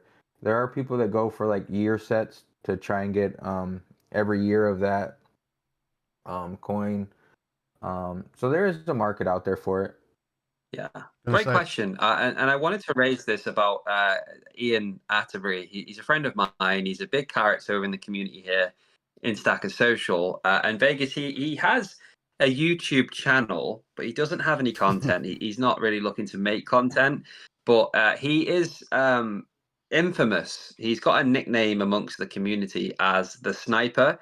And the reason being is because on Whatnot, on the auctions, he is just it gets to the last second, the very last second, he'll always put that extra bid in, and he is just next level. He snipes everyone. He's got poker chips and he gives them just to the people he's sniped. They've got a sniper crosshairs on. And I would just like to give a shout out to Ian and say, for anyone here who is not subscribed to Ian, he doesn't make videos, but drop him a subscribe on YouTube, because we want to make him the first person, I don't know if in the world, obviously not, but in this community, to have 100 subscribers on YouTube without making a single video. I'd love to see that happen. He's a fantastic guy. So there's that. Check him out on YouTube, Vegas, if you get a chance. Honestly, it'll be Absolutely. great fun to see that. And touching. I'm sorry, I'm back. But what was his name? I missed it. Ian Atterbury. Somebody Oh yeah, might be able to yeah. post a link in the chat at some point, so you've got it. I can send it you after we finish here. It would just be nice to see. Like I say, he doesn't make videos, but he's a very well-known character right here in Stacker Social. So Yeah. there we go. I think I've actually seen him on Stack Collectors auctions on Yeah, on whatnot. what Yeah, That's where he that's snipes, where mate. he's got his reputation from. Yeah, that's I exactly guess. it. Yes, I've seen him. He's I've even seen got him. a poker chip for it as Everyone's well. Yeah, everyone's seen him. Everyone's felt pain. Even my missus, I don't know what I was doing one Monday evening, but TSC's auction was on. My missus went on there. I didn't know she was on there, and she was basically just trying to pick up a silver half crown for me as a surprise. Bless her. And I get a message off her on my phone that evening saying, "Oh, I tried to buy you a silver half crown off TSC's auction, and I got sniped by Ian." Yeah. Oh, So there we go. But I actually ended up receiving that very half crown from Ian because he didn't feel bad, but he just wanted to do it. So there we go. I want to ask a question from 365, Gonna say, which is in here for you guys. before you do, Craven, touching back on Sorry, that, mate, go on. touching back on the Britannia, if it's $41, it's £30 and 25 pence. Oh, there we go. So there you go. quite a bit cheaper. Yeah, I think we're up at about 30. Was it 36, 37 last time I looked? I don't know what it is today, yeah, which is about $50. So yeah. we Well, pay we wow. said this twice the yesterday. premium. We certainly do. We were saying this yesterday, guys. It was around the 30 mark that it converted to. So it's interesting to know that. 365 Days of Silver has a question, and that is to you guys, Vegas and Blue Collar. Have either of you tried pouring silver before? And if not, have you thought about doing it in the future? No, I haven't tried it. I think I said yesterday on the stream that I've been on the I've had the furnace in my cart several times, and I never pull the trigger. I'm just like, yeah, I got enough habits, enough hobbies. I keep saying habits, but I've got enough going on. I don't need another one. I really don't. So no, I haven't. No. That's fair enough. I have not either. I've thought about it, but I'm in the same line as blue collar. It's one of those things where I think it would be fun. I think it'd be interesting. But I think there's a little bit more to it than you think going into it. I wouldn't mind trying it someday, but I'm not really anxious to do it. Yeah. It looks like a lot of fun, and it's very creative. It's just I have a full-time job and YouTube and whatnot, and Yeah, family life. It's just I don't see it being possible at this point. I think it would take Most a of bit of them- time and effort to perfect as well. It's not something you can just buy a few things and do it. You can buy the gear, but it's a craft at the end of the day. There's so much to it. You know, I go back to Silverpunk's videos. He uses the sand casting method. Mhm. And I've had him on this podcast a few times. We spoke about it personally. You know, he had to learn that from scratch, and it does not sound easy. It really doesn't. Must admit, I've So yeah, always been keen on it. I don't know if you guys have ever watched. Is it Heavy D Stacks or something like that? He's yeah. mate. I first watched his videos like 7-8 years ago, and just like in awe with it. Yeah, I wouldn't mind giving it a go, but it wouldn't be anything special like what all these pours are doing. He's got that room. Oh yeah, his vault. That's full of like all Yeah. of his belts, like copper bars, silver. I think he's got like tin in there as well. He's got everything, mate. He a lot of it comes from scrap, so he literally buy a computer or he'll buy some machine, and then he pulls all the metals out of it and then melts them down into great big bars and stuff. Yeah. But yeah, it's got That's like crazy. a running That's total and how crazy. much, and but that's one of the good things with my work is obviously I deal with electrical with cables and stuff, so I do get a lot of copper scraps. But yeah, maybe something for the future. I did toy with the idea of when I do my 2K giveaway, I'd pick up a furnace or something and do something, but probably not. Yeah, make some copper Diaxis rounds. That'll be really cool to see, mate. And yeah, hopefully you'll be at the 2,000 subscribers soon. So yeah, but I'm sure that won't take too long. But Sandy Millington has a question, and it says, if you could interview anyone in the stacking/bullion community on your podcast, who would it be? I have the answer for that one. It would Yeah, be and I'm gonna echo it without even you saying it. I already know what answer you're going to say. All right, both of you it on would be 365. Yeah, I already knew you were going to say 365. That would be my answer as well. Yeah, I mean, it's as simple as that. That answers Sandy's question. I don't think we need a context. I think there's an absolute load of people who do podcasts in this community, and that would be their answer. Credit to 365. Mhm. One day, I'd love to see it happen. So yeah, that answers that one. Everyone that was about to say it straight away. Yes, question from Queen Nessie, and she actually mentioned this to me yesterday because I said, "Is there any questions anyone wants me to ask?" She has a really good question, and Diaxis answered this for me as well because it's really interesting. But guys, which president would the guests? Sorry, I'll reword this. I've read it in the wrong way. But which president would you like to have been and why? You can go back in history, any of them. Which one would you like to be and why? It's a very deep question. I'll be honest, there's not many I'm presidents not that I really know, a big mate. history buff. Me neither. I'm not a big history buff and not familiar with a lot of that history, but maybe I would go back and be John F. Kennedy and ask to take a different That's a route. rough one. Take a different Yeah, route. take a different route. Yeah. Let's not pass the grassy knoll. Yeah. Yeah. I thought ask about that after you asked that question, where would you want to be? I thought the grassy knoll, that was one in 1963. Find out who actually took the fatal shot. But Yeah, well, that would have been a great answer as well, to wow. be fair. Yeah. Yeah. You know, I would say for me it would be Harry Truman to you know, to oversee the end of World War II. Let's put it that way. Yeah, that's an interesting Now, answer.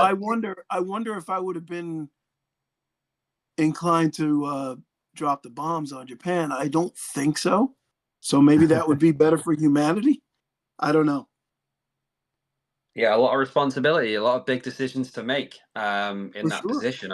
I wouldn't want to be in that position, no chance. But No. because I'm the same as you, mate. I don't really know loads of the history on presidents and stuff. But do you have an answer or not to that? If anything, probably Lincoln. But yeah, I don't know really. 'Cause he was around Civil War time, if Yeah, I remember rightly. But yeah, I don't know. yeah, I think It's so. interesting that you guys both chose presidents that were assassinated. Well, true. That's true. Yeah, Yeah, that's go for one that's still maybe alive. just before the ending you can get up and go to the bathroom or something at the theater. Yeah, I don't think you should be allowed Yeah. to change history, but yeah, if you had to be one or the other, I've just knocked my camera slightly. Yeah. Yeah, I don't know Yeah. really. Well, Like I say, I don't know the history enough to be able to pick one or another, but it's a great question, and it's one that really gets you thinking. I'm not sure who I'd be if I'm being honest, but some interesting answers there. There's plenty more questions coming in, guys, so I want to keep going through them. So this is actually from Crispy, and this is a question to Blue Collar Stacker, and they say, "I see some gold backs. Do you consider them pretty, fun things, or do you consider them possible future currency?" And there's a follow up there. Would you buy any older goldbacks or just the new Floridas and Oklahomas? Good question. I don't own any goldbacks. Well, I mean, the goldbacks that you see, those are Oklahomas. Those are the new ones. And I bought them to sell them. I sell them on Whatnot. So that was the reason I do.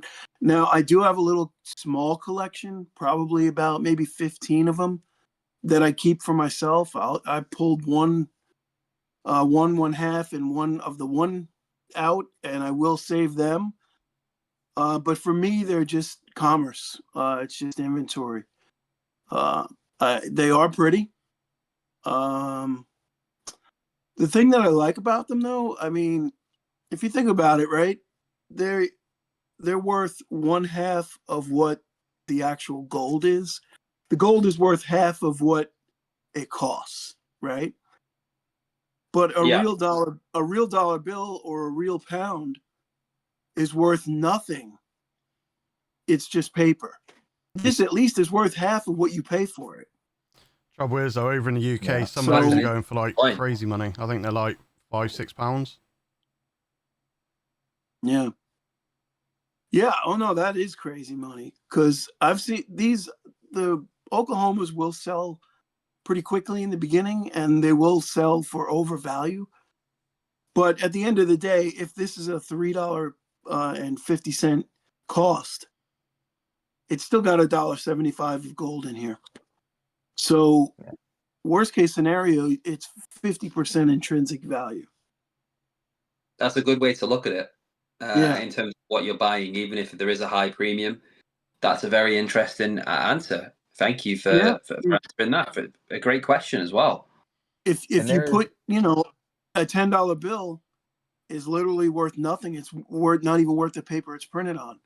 So if you got your money in these, at least you got half your money in intrinsic gold, Yeah, half of something is better than all of nothing, right? True. That's it. Well, great question. Thank you for that. There's still more, guys. Villainous Bounty has a question for Vegas and Blue Collar, and it says, "Is it true that the state has a bigger cheese reserve than gold?" Probably. Wisconsin probably does. That probably, but we will never know. They had talked about cracking into Fort Knox, but then things have changed and they got away from talking about that. So that could be a possibility. They probably had a peek inside Well, and seen it was there's only a empty. limited amount. Yeah, there's only a limited amount of gold out there, and effectively there's unlimited cheese. So surely the cheese reserve is bigger anywhere. I would think so. Yeah. More cheese than gold, no doubt. Yeah, yeah. Well, there we go. That answers the cheese question. Thanks, Phoebe.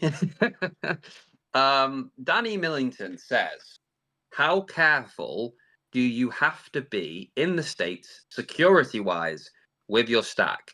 And do you worry your stack puts your family at risk?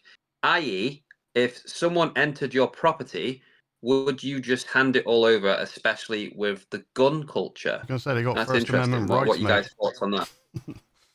Yeah, that's a big that's a big difference between the US and the UK. It's a very relevant question, and I'm glad that you've asked that. So, what are your thoughts on that with the security side and what Danny's mentioned there, guys? Well, I in mean, go ahead, go Vegas. ahead, You Blue answer Collar. that one first, because I know you have a good answer for that one. Security is a big factor in the U.S. You're never secure, no matter what. I do have security measures in place. Most people in the States do have safes, may it be a gun safe or a precious metal safe or safety security boxes in banks and stuff. As my house, I keep real secure, and I do have 2 big dogs to protect it, and I keep all my silver and gold under their food dishes. So if you want to reach and grab it at their food dishes, good luck to you. But all jokes aside, the gun culture in the U.S. is big, and most people in the U.S. Have firearms to protect themselves. As far as if I would hand it over, uh, I, I mean, it depends on the situation, I would have to say. If I Yeah. had access to protect myself, I would definitely protect myself. But if it came to life or death, it's just a material thing that can be replaced. Yeah. Yeah, my answer would be very similar to that. Yeah, we don't talk about what we have, but people do find out. I mean, your coin shop knows. People that you meet in the coin shop, they know. The UPS man knows. There's believe me, there's a lot of people that know what you've got. We do, we do what we can to keep it secure and safes and what have not. Other means of protection, brass and lead, we'll say. But like you said, Vegas, at the end of the day, if there's a gun to my wife's head, my stack goes out the door. Yeah. And I think that's what damn. Dub C is a popular YouTuber, and that's one thing why he says he keeps his like in several different locations and everything, because it's not always safe at your house, because they could always have a gun to a family member's head or something in that situation. And so it's I think I've seen a video by 365 where he keeps his in separate places as well. So Yeah. keeping Yeah. it separated is a good idea. And like Blue Collar says, it's just something you don't really talk about, you don't brag about. Um, and I mean, that's why I know Blue Collar the same thing. We don't show our faces on our channels just for that reason. That not just that reason, but that's one of the reasons as well. Great question. Yeah. Yeah, Yeah, it's a really good excellent question. question. Yeah, Danny Millington, thank you for that. That was a really good question to ask, and I was So just sat back listening to the answers there, guys. Yeah, go ahead. can I counter back and say, are you guys at all concerned about being robbed in UK? Mate, you can't even go to the supermarket without the fear of being robbed. It's pretty dire at the moment. Well, no, I mean, for your stack, you concerned for the safety of your families and Yeah, your stack, and like you say, you split it across multiple locations, multiple safes. You've got safety deposit boxes and stuff over there. But the difference is like, yeah, where in America you've got the right to defend yourself, the law doesn't lean that kind of way over there. You got to be super careful. Technically, it's all within, like, there's limits. So, like, if someone's coming at you, you can hit them once.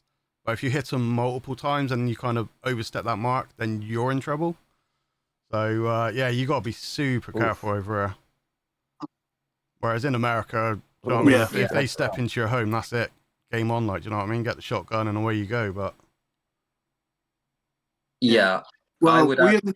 we have an expression over here. We'd rather be judged by 12 than carried by 6. Yeah, definitely. Yeah, that's a good Yeah. saying. Yeah. For Oh, me, I'm glad you asked the question back. I really like the idea of splitting up the stack and putting stuff away securely in separate locations, so you're not putting all of your eggs in one basket. I think that helps. In terms yeah. of kind of like the fear factor of having it stolen, I would say there's always a small fear, no matter how secure it is, because it's precious metals. That stack's growing bigger and bigger. You know as a stacker what value it's worth. Right. There is always that fear, but I do everything I can to keep it secure. And as someone that's got a YouTube channel and shows some of that off, and yeah, it's certainly something to think about. But I just do whatever I can to keep it secure, and family does come into it as well, you know, because Mm. if somebody's gonna try and rob you, a burglar at gunpoint, then all of this precious metals and stuff said it goes out the window, because you can replace a few ounces of silver or gold. You can't replace a life. Right. So yeah, even if I had, you know, £1 million worth in gold sovereigns, somebody can take that rather than hurt, you know, my partner. I'm gonna say on That's that the way I though, see it. But there is you're taking into consideration that they're going to be gentlemen, whereas a real criminal wouldn't leave witnesses. So you could give them the stack, and then they still do what they want to do. Yeah, that's a good yeah. point too. I would Um, I would wrap this up though by saying I hope this doesn't happen to anyone. right. It's the important note to take from this, guys, without going into it too much further, is make sure you have an eye for security. You look after what you've got. Yeah, and just be careful. That's what I would say. But I want to move on from the questions, but just to say again, really great question, and thank you for the answers here on the panel. I'm going to go through some more questions, and then we'll move to the giveaway fairly shortly. We'll probably do that at 9 o'clock. Does that sound okay, Diaxis? Yeah, whatever you want to do, mate. That's fine. Yeah. So just before we go any further, Blue Collar and Vegas, we'll probably move to the giveaway section in about 20 minutes. So we'll be wrapped up here at the absolute latest. It'll be before 9:30, so less than an hour. Is that okay? Oh, No absolutely. worries. Yeah. Thank you so much. We've got plenty more questions, loads of questions in the chat for you guys tonight. It's great to see. Thank you all for asking. Let's go through some more. So, Benton's Coin says, question for Diaxis. Will you start collecting stackers, as you now have one? Yes, you do. And do you have a favorite stacker you would like to own? I'm gonna say probably not as beautiful as they are. Obviously, the premiums are more weight stacking than pieces. I don't know. There is a few really nice ones out there. But as to which one I would pinpoint, I don't really know, to be honest. No, actually, I'll revert on my other thing earlier. The Scottsdale stackers. I want more of those. I want to get a stack of them. I'll play Jenga with them or something. Yeah. Mhm. Yeah, Scottsdale Mint, beautiful. Not Yeah, the good stackers answer he was on from a good about. question. Yeah. Yeah. Right, we've got a question here from Jazz Silver UK, and this is to all of us. Question to any one of you guys: when did you start stacking, and what was the reason for this? I find the reasoning part interesting. Would you like to go first, Vegas? Sure. I started January of 2024, and it was my brother. My brother got me into it. He started sending me YouTube videos, and I started watching it, and just got interested in it. And it's a good way to store wealth. I'm not, just like a lot of people, I'm not the best with saving money, so I find it as a good vessel to um, save money, have fun with it, and store some wealth. Mhm. Yeah, you hit the nail on the head. Absolutely. What about you, Blue Collar? I started October of 2023, and it was basically just as a method of savings and a hedge against inflation. I just had obviously we had been, the world had seen some pretty steep inflation the previous 3 years, and I just thought it was time. And And I started out basically as a pure weight stacker and have become more of a collector. I'd say I'm 70-30, maybe even 80-20 collector at this point. But like I said on the podcast yesterday, I'm a collector of opportunity. I don't really pay up for stuff, but if it's something cool and it's in the discount bin, it's coming home. It's coming home. I love that. Yep. It's coming home. Yeah. That's it. We all started somewhere. I started in April this year, and I bought a Britannia, and the reason was very similar to what you guys have said. I wanted to improve my financial situation, make better decisions, and invest for a better future. And alongside that, as you've said there as well, this is really fun as a hobby. You know, we're doing a good thing here, switching the fiat country to the hard assets, precious metals, but at the same time, it's really fun. I enjoy doing it. I enjoy collecting the pieces and holding them, everything. I enjoy looking at them, talking about it. Yeah, all of the above. I think it's a good question and some answers. And Dex, is for you. Am I right in saying you started just over a year ago? Yeah, pretty much about 13 months ago now. So yeah, I started on just pre-decimal and then slowly got into like bullion and Britannias and everything else. What was the reason that you started? I don't know. To be fair, dude, I've always been interested in it. It's the same with stocks and stuff. I've always had the interest to do it, but never really knew how to do it. And it was literally trying to think when it was now, like 2018 or so. I was getting into crypto, and obviously that was all digital, and I wanted something that you could actually hold. So I was looking into the whole precious metals. Then obviously I had a breach, and my computer got hacked. So everything went on the back burner, and then obviously since then, obviously everything through 2019 and whatnot, the world's gone a bit downhill. So yeah, kind of looked back into it and picked up where I left off. But yeah, pretty much it's just down to, like you say, it's just a way of trying to combat inflation and secure a bit of wealth for future generations, maybe. Yeah, I think so. I think a lot of people have a similar reason, but what does differentiate us is the journey, and that's what we like to talk about. I have just seen the next question, guys. It is for me. It is from Benson's Coins. I'm going to say some of them the you little need to be rascal blanking. I've seen a few pop up. Are we banning people for this Can now? you see the question? I saw it earlier. No, yeah. And BBA. Yeah.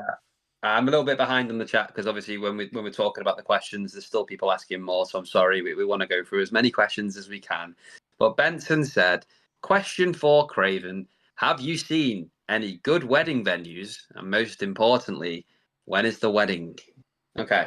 I've got. Normally, I shy away from these questions. I'm going to answer that question directly. So, yeah, I have seen some good wedding venues. I would love to go to New Zealand. That is somewhere I'd love to go. I'd love to go to where they, the production set for Lord of the Rings. It's a beautiful country. There's so much to do there. It's on the bucket list. I think it would be great for a wedding or a honeymoon, somewhere like that, And as for when is the wedding, it'll be sometime in the future. Thank you for your question.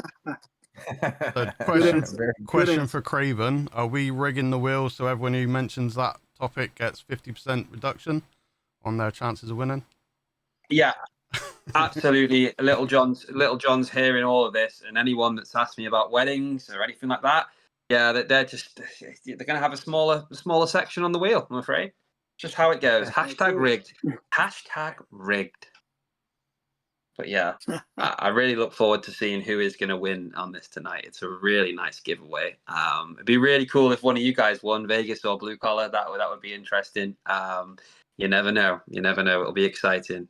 So what else have we got here, guys? We've got about 10, 15 more minutes. We'll focus on the chat for.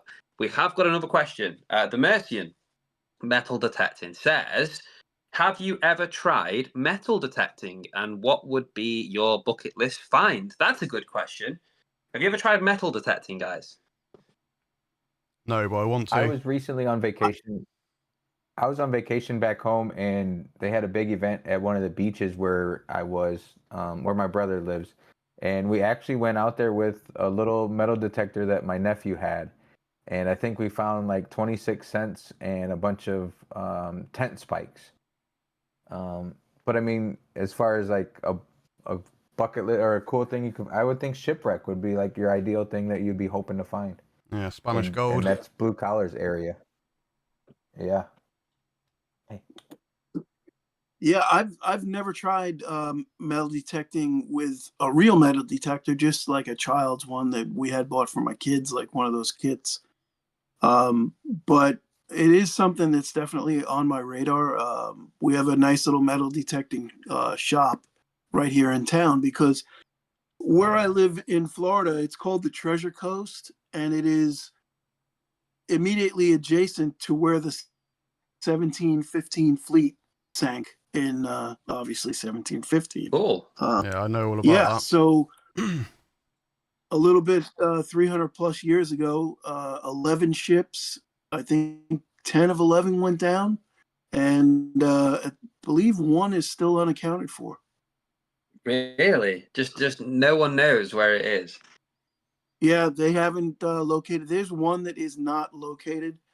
The others, they have salvaged a good percentage of the treasure, but occasionally treasure still washes up on the beaches here. that. Yeah, I I don't might know. have to go there and camp out on the beach for a bit. Yeah, I don't know if you guys have seen Curse of Oak Island, but the guy that does the metal detecting on the show, he Yes. actually found some treasure on the Florida coast that you're talking about. I think it was. I got a feeling it was Yeah, like Gary Drayton. that's the one. I think it was like a brooch or something that he found, and it's like worth thousands. Yeah, that's Gary Drayton. He actually lives about 30 minutes from me. Yeah, He had a place in the States. I'm not sure if he still lives here, but it was about 30 minutes up the beach from me. yeah. So I I know that's where he would found that love. stuff. Yeah. Yeah, I love hearing about this and stuff that I've not heard of before. I love hearing about treasure, and as sad as it is, it's interesting to hear about ships that have gone down that are full of treasure. I haven't tried metal detecting. I would love to. It's certainly on the bucket list. And how cool would it be to find actual treasure, like a really lost in time gold coin or something, or a bar, or it would be amazing. Well, in June, I was in Key West and I bought a piece of shipwreck treasure off the El Cazador wreck from 1783. Okay. So that was cool. Yeah, but I got a piece from there, and my goal is to get a piece from the Etosha, which was a wreck right off Key West. And then, of course, the ultimate would be to get a piece from the 1715 fleet, but that's very expensive.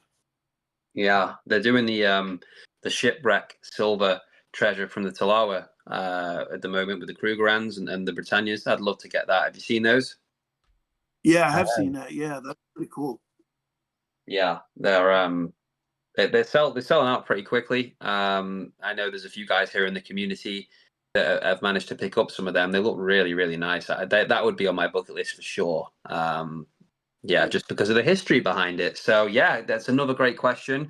Got a quick fire question here for you. I might quick fire some of these guys, so maybe just we'll just try and answer them directly. I'll try and get through a few more before we move to the giveaway. So I kind of know the answer to this already from speaking to you guys yesterday, but Sandy Millington says, "Do you guys have much from the UK in your stacks?" I think you do with the Britannias.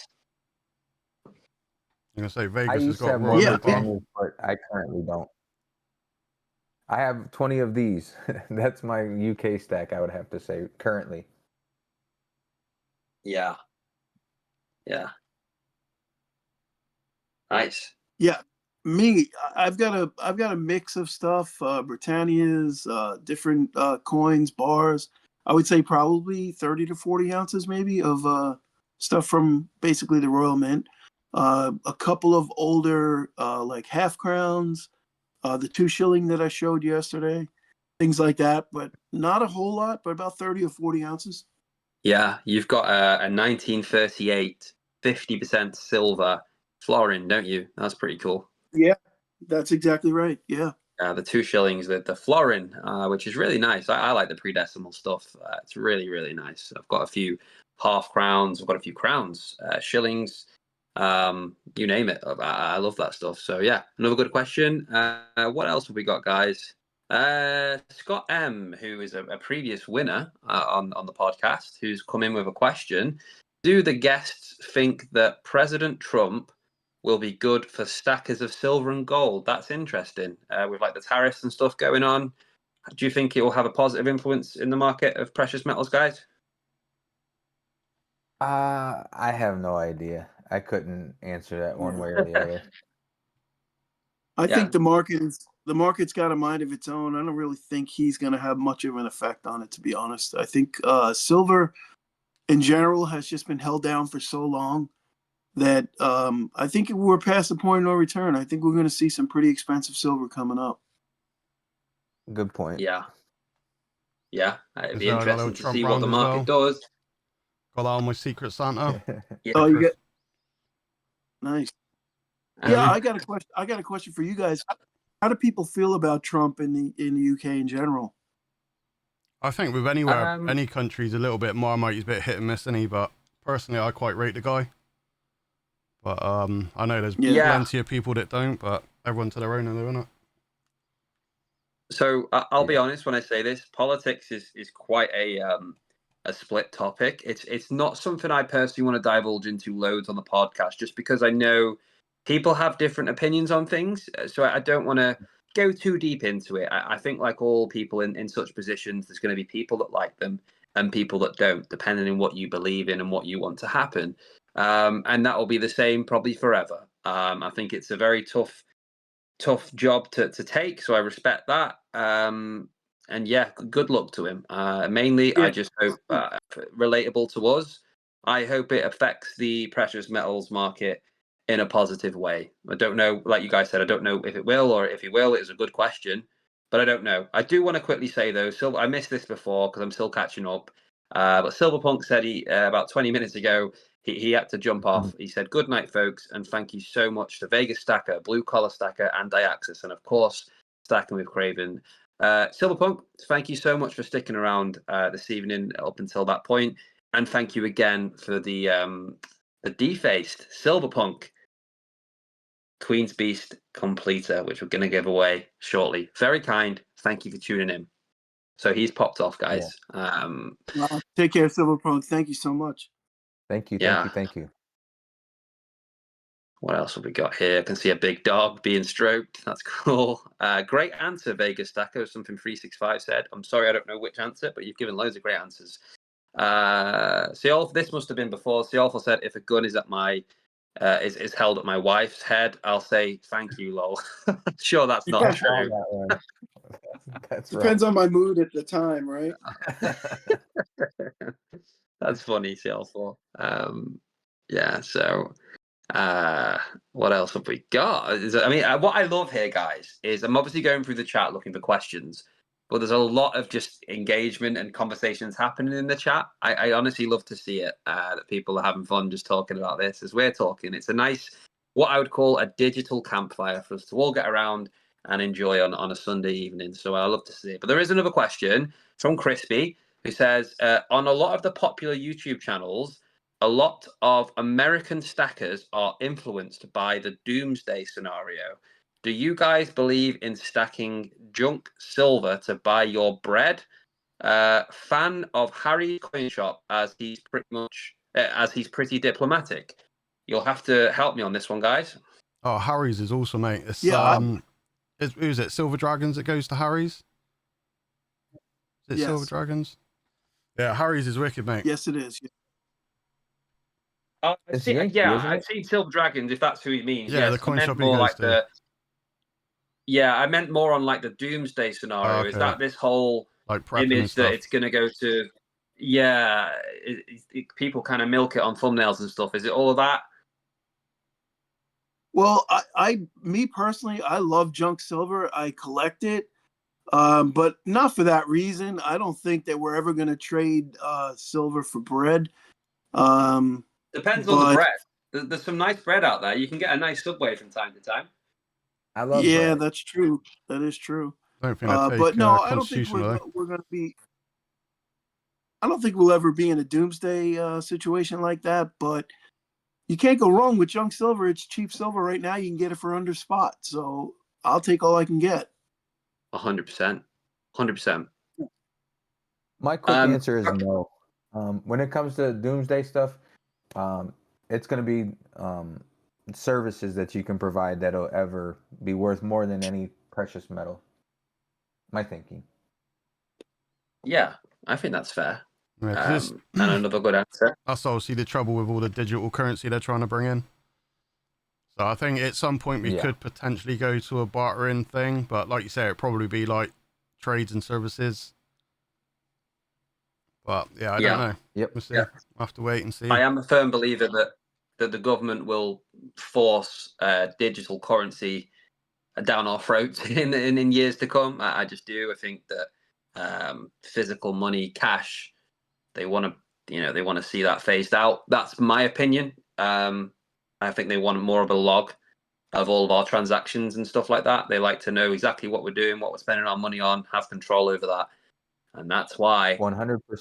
I like having this stuff here, this shiny stuff, because you get the control. They don't want you to buy it. People wanting to withdraw cash from their bank are being said, no, we can't do that just yet.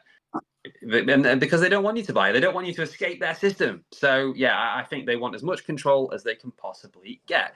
Guys, what spot price would make you sell your whole silver stack, or whole stack, sorry? That's from Luke K1. Great question. Is there a spot price that you'd sell? For me personally, it's not a spot price, but if a gold silver ratio below, I would say below 60, and I would trade every ounce of silver for gold. Yeah. Just my opinion. And then I would start from that point, I'd start collecting silver again. But when I look, the way I look at the silver is I say this is just future gold for me. Because I'm at my wit's end with room to store stuff now. I can't even imagine 5 years from now. Where am I going to put it all? So less of a problem with the gold, isn't it? Touching on that then. Yeah, gold. If it was to flip the opposite way, would you trade your gold for a boatload of silver? Or is it just too much to store? Yeah, no, well, yes, yeah, I would. There would have to be some kind of different method of storage, though. But I did recently just trade at 100 to 1. I traded 2.15 ounces of gold for 215 ounces of silver. So, yeah, and some of it is actually up on the stage there. Yeah. Some of them bars, yeah. I think the whole spot price question is an interesting one. I try not to focus too heavily on what the spot price is. I agree about the whole gold to silver ratio potentially being an incentive as to when to trade between the metals. I think that's smart, especially if it goes as low as like 60. It's going to likely shoot up the other way, and you could gain a lot from that based on historical data. But yeah, it's I'm looking to hold long term anyway, especially with the silver. So it's irrelevant what spot price does right now, pretty much to me, because we spoke about selling before, guys. I don't think I want to sell, or I wouldn't sell much for a long period of time, Yeah, I look at it like, what am I going to do? Sell my silver for cash that depreciates every day? Yeah. I'd rather just manipulate the metals back and forth and put it where it's best suited at that moment. Yeah, there we go. I mean, let's see what does happen, right? This is the unknown. Yeah. We can speculate. We can talk about it. We love to talk about it. That's why we're all here. But we don't know. But all we can do is see and make decisions at that time based on our own individual circumstances. Now, I have seen, Diaxis, you mentioned this before. I've seen a question for me from BBA, Blistering Barnacles Adventures. You know which one it is, don't you? I don't know where it's to now, but I do know it. Vegas. Yeah, Vegas, blue collar. I think you kind of get the gist of this now, guys. I get asked these questions a lot. Another wedding question? Yeah, that's it, mate. Bullying. It's all good. It's all good. Question from BBA. Question. Excuse me. Sorry. Question for Craven. Have you found a jeweler to put a diamond in the sovereign ring for your lovely lady? I haven't. I haven't. Maybe there's someone in here that could do that for me. I haven't found a diamond yet either, and I haven't got a sovereign ring yet, BBA. So I haven't got that far with it. But Wow, yeah, the pressure is on. The pressure is definitely on. it is. It is. And the thing is, it's all good me saying this. I'm not even sure that Myth Stacking with Craven would want a gold sovereign ring with a diamond on it. Maybe I'm wrong. You'd have to ask her. Maybe she can answer that. And I think she's typing. I'll have to catch up to the bottom of the chat to see what she says. But yeah, thank you for the question, BBA. Always in here, always supporting, and a legend within the community. What's this? Hey, Craven at these messages. it'd There's a take a meme. Haribo ring, mate. Your luck's in. Is that what she said? Bless her. Yep. There you go. A Haribo ring it is. There you go. Although love will be Look at put that. to the test, because how long will it take before you turn around and just eat it? Probably not long, but yeah. Oh, I've seen Nerd's question. I don't know if that's that. I don't know if I can ask that. I don't know if I can ask that on here. It's a bit PG. I've not seen it. I'm going to ask Apple you. pie. You'd say no? I've Apple not. pie. Oh, yeah, I know what you were talking about. Yeah, apple pie all the way, man. Apple pie and custard. In response to Nerd's question, yeah, you know what? I don't want to go down that rabbit hole, but I would say apple pie over the alternative. Okay. The Apple audience put a GIF/meme of Little John without a top on, doing some quite crazy dance moves. He's busting some shapes there. Oh my god! Don't look, Little John. I know you wouldn't dance like that. Come on, look at that. That's disturbing. CL4 says Ian Atterbury. Oh, guys, the poll ended. You know when we asked everyone, do aliens exist? And it was a compelling yes with 82% of the vote. So I thought it was more split based on what I saw. But to answer that, it's been an hour. 82% of the people in here that voted believe aliens are real. What are your thoughts on that? Yeah, well, that's what I thought anyway. Smart Mate. Yeah, I audience. couldn't agree more. Seems like we've got 82% of very smart people in the chat then. Yeah. Yeah. Queen Nessie says neither. I do have a cherry bakewell cheesecake defrosting. Very nice. Very, very nice. But yeah, touching back onto the poll, like for me personally, it's like with anything. I don't necessarily disbelieve anything, but until I see it and you can prove it, then obviously it is a bit 50-50, but I'd like to think there is. Just hope they're not the type that wants to come in and conquer us. Yeah, that's it. I don't think that's likely. If they're that smart, I think they're beyond violence. But who knows? Yeah. This True. is what I'm going to say, guys. There's still more questions I can read, and I'd like to continue doing that. But, Diaxis, you are someone who Time? does so much in the control room. This podcast wouldn't be what it is without you and what you put in, and I hope everyone knows that. I think they do. Can you start from now? Can you start putting the names in the hat? Everyone that's here currently live, they're eligible to be in the giveaway for the Silver Punk Queen's Beast completer bar that's been defaced. It's been punked up. You have a chance of winning that. There are some other things as well, which I can show shortly. But are you able to start running that through? And I'll, in the background, I'll keep asking some questions. Yeah. Yeah, on that as well, I worked out why I was only getting a single letter on some of those names. It's because I had streamer mode enabled because I opened up OBS. So I disabled it today, and now all the names are back. So we've eliminated that issue. That's good, mate. I'm glad to hear that. So yeah, Diaxis is going to start putting your names in. You do have to be here in the chat to be eligible, but that's also all you need to do for a pretty good prize. In the meantime, let's continue with the questions. Nerd UK says, have you ever been gold panning? Have you ever been gold panning, guys? I have not. I actually have, but it was like at a fake kind of gold mine, like a tourist gold mine in Arizona years ago. But they give you a little bit of pay dirt, they give you a pen and let you have at it. You get a couple of flakes of gold out of it. Good way to practice, though. Nice, yeah. I think if I I'm lived in sorry? America, I said it was a good way to practice, though. Oh yeah, no doubt. Yeah, and it was cool. It was fun. It was an old mine site, but it's just commercialized little place to go to. It was fun. Brought the kids there and had a great time. Yeah, I must admit, if I live in America, I think I'd do that every weekend. Yeah, I don't know. You might get bored with that. You might go down to a real creek though. You can actually do gold panning. Yeah. You know. Oh yeah, 100%, man. It's the same as Australia as well. They go out with metal detectors and find these great big juicy nuggets. Yeah, there's a couple There's of quite a few, channels on YouTube. Yeah. 3D Woodworks, Humble Stacker is another one. Gentleman Prospector, of course.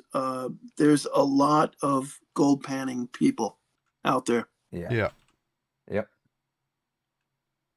Yeah, I've never been gold panning. I've never done that. I would like to, if not out and about in the wild. I'd love to at some point have some of the pay dirt stuff that you guys mentioned. That would be really cool. I know there's not going to be much in there, but it's still fun. Even if you get a couple of small grains or whatever it is, that would be just really rewarding and fun to do as well. So yeah, hopefully I can do that in the future. But I would love to go gold panning. I would love to do metal detecting. All of those things I think are very interesting to me and stuff like in years to come. I'd like to do. I'd like to make some content out of that. It would be so cool to go metal detecting for the first time and find something. It would be so cool to go gold panning for the first time. Hopefully with some guys here in the community and find something. That would be so fun. Do you not think? I think it would be. Yeah, but I think. yeah, the only trouble you got there is obviously if you're trying to keep everyone's faces out of it. So, I mean, it'd be quite hard to do. If you're doing it on your own, you can have a chest mount and then you just film what you see. But yeah, if there's a whole group of you, you'd have to be a bit careful. That's true. Yeah, there'd be a lot of editing involved, blurring out faces and such. But listen, if you guys want to do some gold panning, in November we got a great coin show in Las Vegas, and you guys are more than welcome to jump on a jet, come on over, and we'll take you gold panning. I will probably take you up at that at some point, but it won't be this year. I'm struggling to find the funds just to get to Berlin for the coin show, so. Oh, okay. And there's plenty of wedding venues here in Las Vegas as well. Yeah. You You can even have Elvis, marry you, mate. officiate. Yeah. I think Benson asked the question before. He needs some wedding venues. So there you go, Benson. Try out Vegas. Sorry, I couldn't refuse. No, I love that. And I've actually never been to Vegas. I really would like to go. And if I get the chance to go, yeah, I'd love to come over there and see what that's all about. Yeah, that'll be interesting. And of course, I have to bring a budget and my better half watching closely over my shoulder. But I would like to explore the casinos as well. That you know, it's Vegas, right? Oh mate, you can get silver strikes in the casinos as well, man. Yeah. Yeah, there are. Yeah, that would be so much fun. Another thing on the list, guys, there's a question here from Shiny Silver, who says, everyone on the panel, have you seen gold or silver item that you hate? If so, what? That's an interesting one. I'm trying to think of something that I hate. Flowing hair. What was that? Sorry?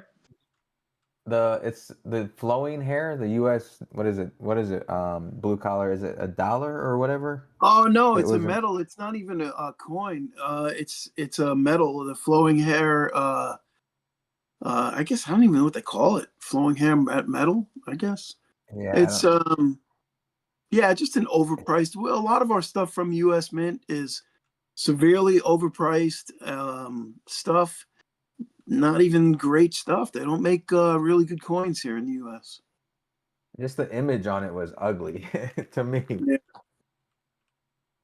That would be my piece. That would be the one that you hate? Yeah. That's interesting. I don't have any feelings on that one. I'm trying to think, like what kind of piece would I hate? I don't think I could hate precious metal. Yeah, I can say I don't think I can No. hate any because it's all silver at the end of the day, even if you don't like the design. Yeah. Yeah. Worst Hate's a case, strong you word. melt it down and make something that you do want. Yeah, I think my answer to that would be I don't know about hate, but there's pieces I look at that I wouldn't buy because I don't think they visually look as nice as other pieces. But if you get a really good price on it, I would not hate it. I would love it because it's at the end of the day, I'm buying silver. We talk about weight stacking, whether you like how it looks or not. If you're getting an absolute bargain, I know some of you guys in the US can buy stuff below spot occasionally. Then you're going to buy it, aren't you? And you're going to love it because you know you got it at a good price. Well, I got That's true. a little bag of foreign silver that I picked up the other day. When I say foreign, I'm talking Mexican and one Colombian piece. I'm just trying to find it right now. There it is. And basically, it's 2.9 ounces of silver, and I paid $70 for it.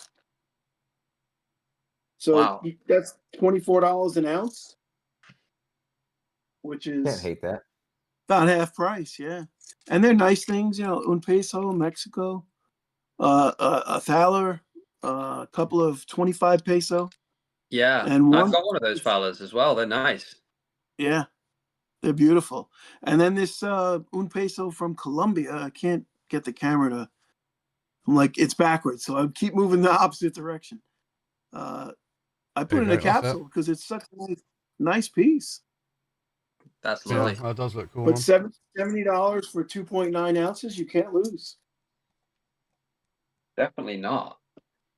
Yeah, So, guys, we've had, and I know you love this phrase, we've had a good old chinwag this evening, have we not? we have. We Absolutely. we've had good memes, we've had good questions, we've had all those things we set out to have. There's 40 people in the audience right now, and there has been pretty much all the way through. But there's one thing we haven't had yet. 9:15 here in the UK, a bit earlier in the day for you guys. We haven't had a giveaway yet, and I'm not sure where Diaxis is at with the wheel. However, Almost there, mate. We're getting there. that's fine. Do you think now's a good time for me to show people what they can win, including you guys? You'll be in the giveaway. Yeah, I won't be able to see Absolutely. the audience, but yeah, go for it, mate. I'll make his big screen. That's okay. So let's start showing you what you can win. So as you know, there's a few poker chips in here. First one is the Stacker Social Stackamon Pokemon poker chip. This is two-sided, and on the back of this, on the reverse, is a different design, so you can get one of them. We've got a couple of business cards. This is from my good friend Nemo's Numismatics. He has a YouTube channel. If you haven't already, definitely check him out. But on the back of these is also Stacker Social QR codes for both. You'll get two of them in there. Nice image there of Cider Salman and Nemo riding a duck. That's pretty cool. You'll get two of them. Keep one for yourself. Pass one on. Spread the word. You will get an original Stacker Social sticker, the big one. These are really nice. Nice. We'll also get Nemo's Numismatics poker chip, which comes in a really nice case as well. Sorry if my camera's not clear, but yeah, these are in there as well. There's quite a few things in here, guys. You might notice the community likes to donate a lot, so I'm very lucky I get to give away loads, and someone's going to be very happy.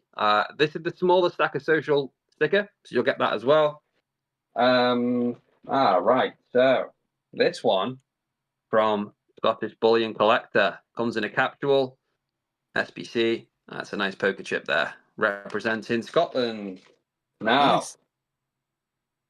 it wouldn't be a Stacker Social giveaway if there wasn't one of these. Stacker Social poker chip, and has the QR code on the back there. That one does work. Unlike mine doesn't work. It's a long story. We won't go into that now.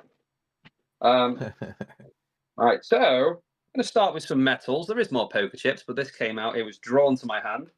Quite fitting, really, having the Americans on. Do you recognize the design on this copper round, guys? Absolutely. Yes. Walking Liberty. That's it. Beautiful. Walking Liberty, 1 ounce copper round, just to show you the back there as well. These is 3/9 fine copper round, 1 ounce. Beautiful. United States. That's in there as well for you. That was one of many things which is donated by our very own 365 Days of Silver. Thank you so much. We have the Coin Cutters poker chip in here as well. He sent me a few of these, so lucky winner will get one of those. Wow.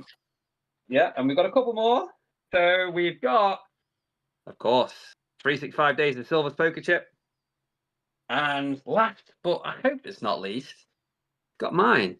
My poker chip's going to be in there. This is literally the last one. I need to buy some more. They have flown out. Now, as I say, there is a QR code on the back. Don't scan it. Doesn't work.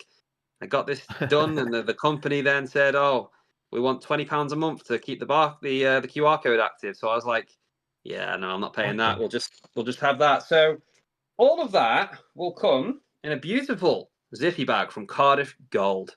And there's a reason I've left this until last, guys. When anything to do with Cardiff Gold is part of a giveaway, what do you think is a necessity? What item have I still got to show you here? Does anyone know? The pen. The pen. You got it, yeah. This is arguably, rumor has it, the whispers on the street. This pen is the best pen in the entire world. It's robust and it writes beautifully. When I first started this podcast, I used this pen to write all my notes, and I still do. And another rumor is they never run out of ink, infinite ink. So you will get one of them. Thanks to Silverpunk, who stocked me up because I'd run out of Cardiff Gold pens. I know it's criminal, but I think I'm forgetting something here, aren't I?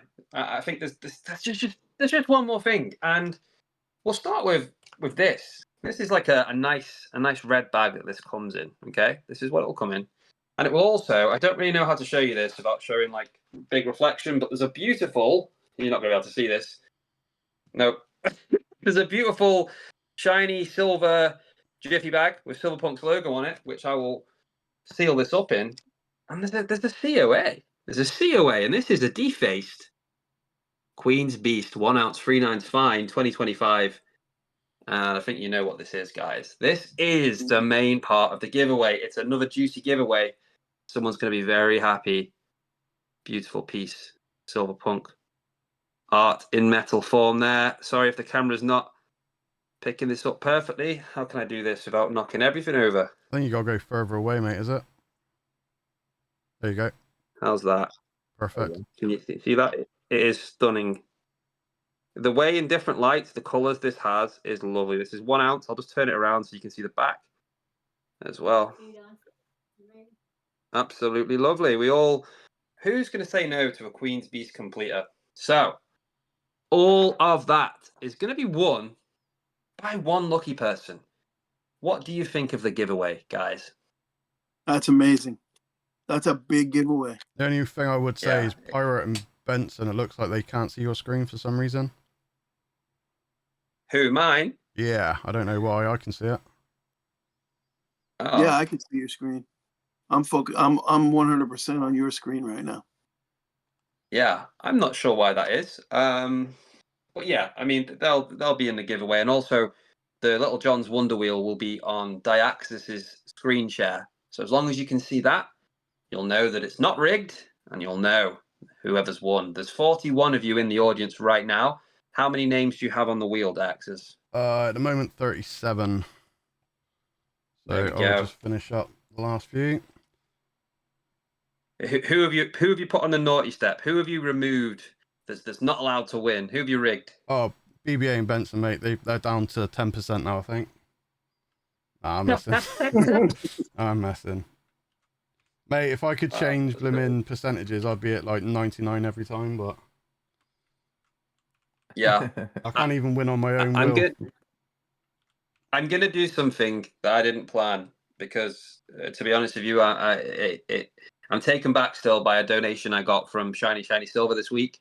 So although this might not end up in someone getting something, I'm just going to spice things up. Can you please put Little John as a name on the wheel?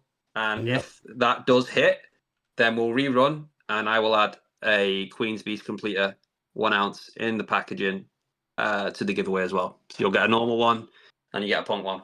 How about that? Wow, that's Sounds awesome. good to me, mate. So it might not be given away, but let's add some fun to it. If Little John's name comes up on the wheel, don't scam me here, Diaxis, and put 25 entries of Little John in there. Just one, and then somebody could win that. Just convert everyone's name You're to making Little our John. podcast look lacking. Right, so I've got 44. Is that right? What are we on now? 41. So Yeah. I'm How missing many a little name. Johns have you put in there? 5. 10. I'm missing one name out the chat. Who are we missing?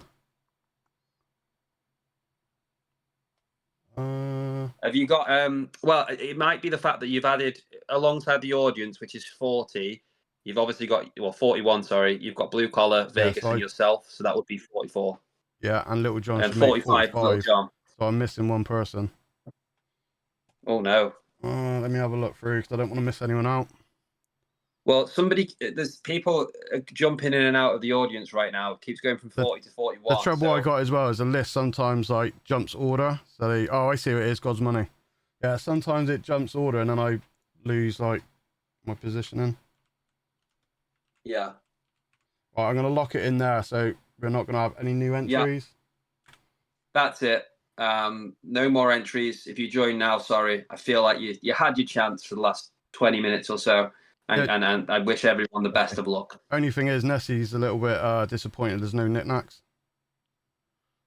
Well, do you know why? So I gave a bag of knickknacks away. I haven't sent it yet. I'm waiting to receive a donation towards that from Nerd. So I've only got one bag, which has been kept aside to put in that bundle. And the rest of them, I ate them all. I'm sorry. Please forgive me. All right, so if you're ready, I was gonna then buy mate. a bag. I was gonna buy a bag of Haribo before the stream, but I didn't. Right, so if we open up that one. Yeah, so. Yeah, same as always, guys. You can double click on the wheel to make it full screen. Yeah. That's it. So, Vegas and Blue Collar, can you see the screen share on Diaxis's profile? Yes. Yes. The wheel? Yeah. Yep. This isn't just any wheel, my friends. This is Little John's Wonder Wheel, and it is Little John that will decide who wins. And if it lands on Little John, we're going to rerun that wheel, and they're going to win. Whoever wins is going to win the Queen's Beast completed. A second one I've thrown in there. So how should we do this, Daxis? How are we going to do a countdown and whatnot? How do you want to do it? We're going to do shuffles? How do you want to run it, mate? Definitely have shuffles. I think one should say shuffles, one should count us down. I'm guessing 60 seconds again, mate. 60 seconds. I'm just going to first, right. Tell you what, Blue Collar, between 1 and 10, I want you to say how many shuffles we need to shuffle this wheel. How many times before it's spun? How many do you want to go with? Let's go with 3. We don't have to go nuts. Yeah, 3. 3 is a good number. That's my favorite number, to be fair.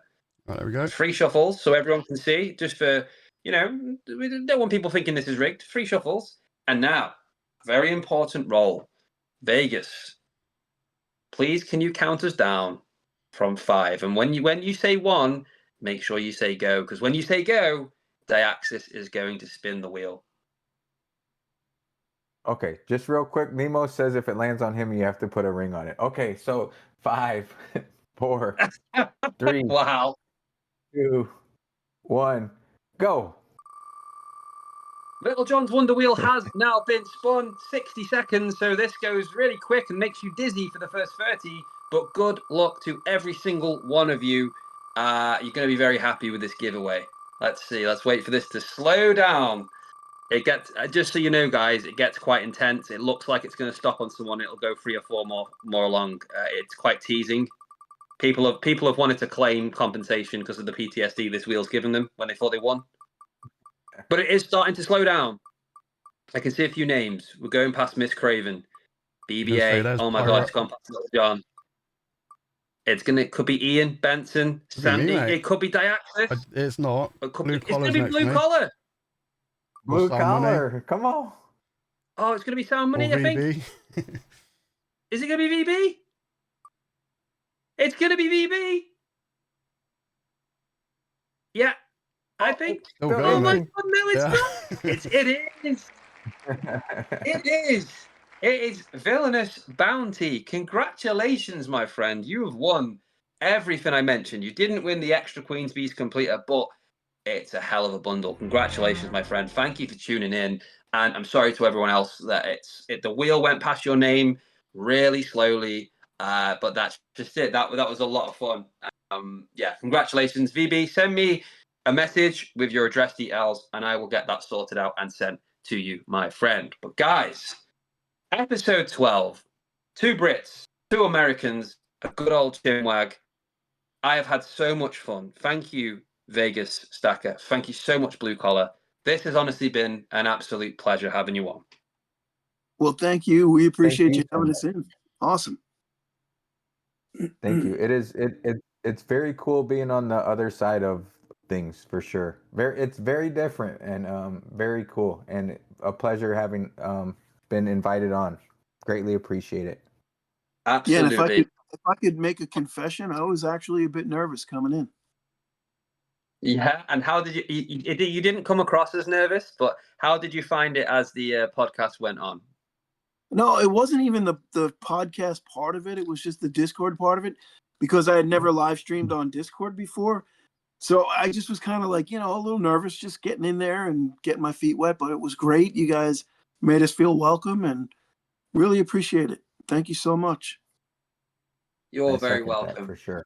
Thank you so much. Now, if you remember earlier on, I said that it's a tradition I do. First question I asked you was left by last week's special guest, which is Diaxis, who's here with us now, who's Yeah, been can I great as just well as he cut you off a sec, mate? Yeah, Pirate Dude, your name was definitely in the list, mate. So, worst case, watch over the replay and you can see it in the list. Or I'll fire the screen back up and show you. He was saying his Did I miss something? No, he just said he didn't see his name. But, Okay. yeah, literally, I'll guarantee it, mate. And where we take. Yeah. Yeah, if I remove, get this back up just to show that we're not rigging anything. No, where definitely not. Pirate, there you go, mate. Definitely in there, man. Yeah, no, there's no rigging going on, guys. Oh, I can hear myself. Oh, it's gone now. It's all everyone that's in the stream at the time. Your name goes on there. You're in the wheel. It's sometimes hard to see because it spins so fast. But yeah, please just know that everyone in here is in that 100%. So yeah, don't worry. You were definitely in there, mate. But back to what I was saying. My tradition is to ask you guys for a question for next week's guest. Now I'm gonna confirm who that is. Very well known member of the community. He has a YouTube channel doing very well. Next week on episode 13 of Sundays with Craven, I'm going to be hosting McDonald Bullion. Josh, I can't wait for it. And since there's 2 of you, I want to get you, if you don't mind, to both give me a question, and I will put that question to McDonald Bullion at the start of next week's podcast. So I don't know if you have one, if you're still thinking. Do either of you have a question you can give me? I have one. Please. Okay. So this involves, it's a little bit morbid, but it has to be somebody that has passed on. Who would you like to bring back to meet? Who is your hero that you'd like to bring back to meet and have a conversation with? That's a great question. Yeah, that's a really good one. Who's your hero that you'd like to bring back from the past to meet in person and have a good old chinwag with, right? Absolutely. That's a great question. Thank you. Do we have another question? Have we got one? I will have to say we're gonna get a little deep on this one too. What is the meaning of life? Oh my god. You know what? I encourage guests to just, even if it's throwing someone under the bus, this is your chance to ask anything. It doesn't have to be stacking related. And what is the meaning of life? Oh my god, I can't wait to hear his answer. That's a great question. How do you answer that? How on earth do you answer that? Make you Wow. think a little bit. Just a bit. I mean, I will do him a favor. I will let him know the questions this evening, so he has a full week to think about his answers. Guys, honestly, thank you so much. This is where I'm going to wrap things up. There's a few things to say before we come off. The first thing I'd like to say is there's still 31 of you in here. At times we've been 40 or just over.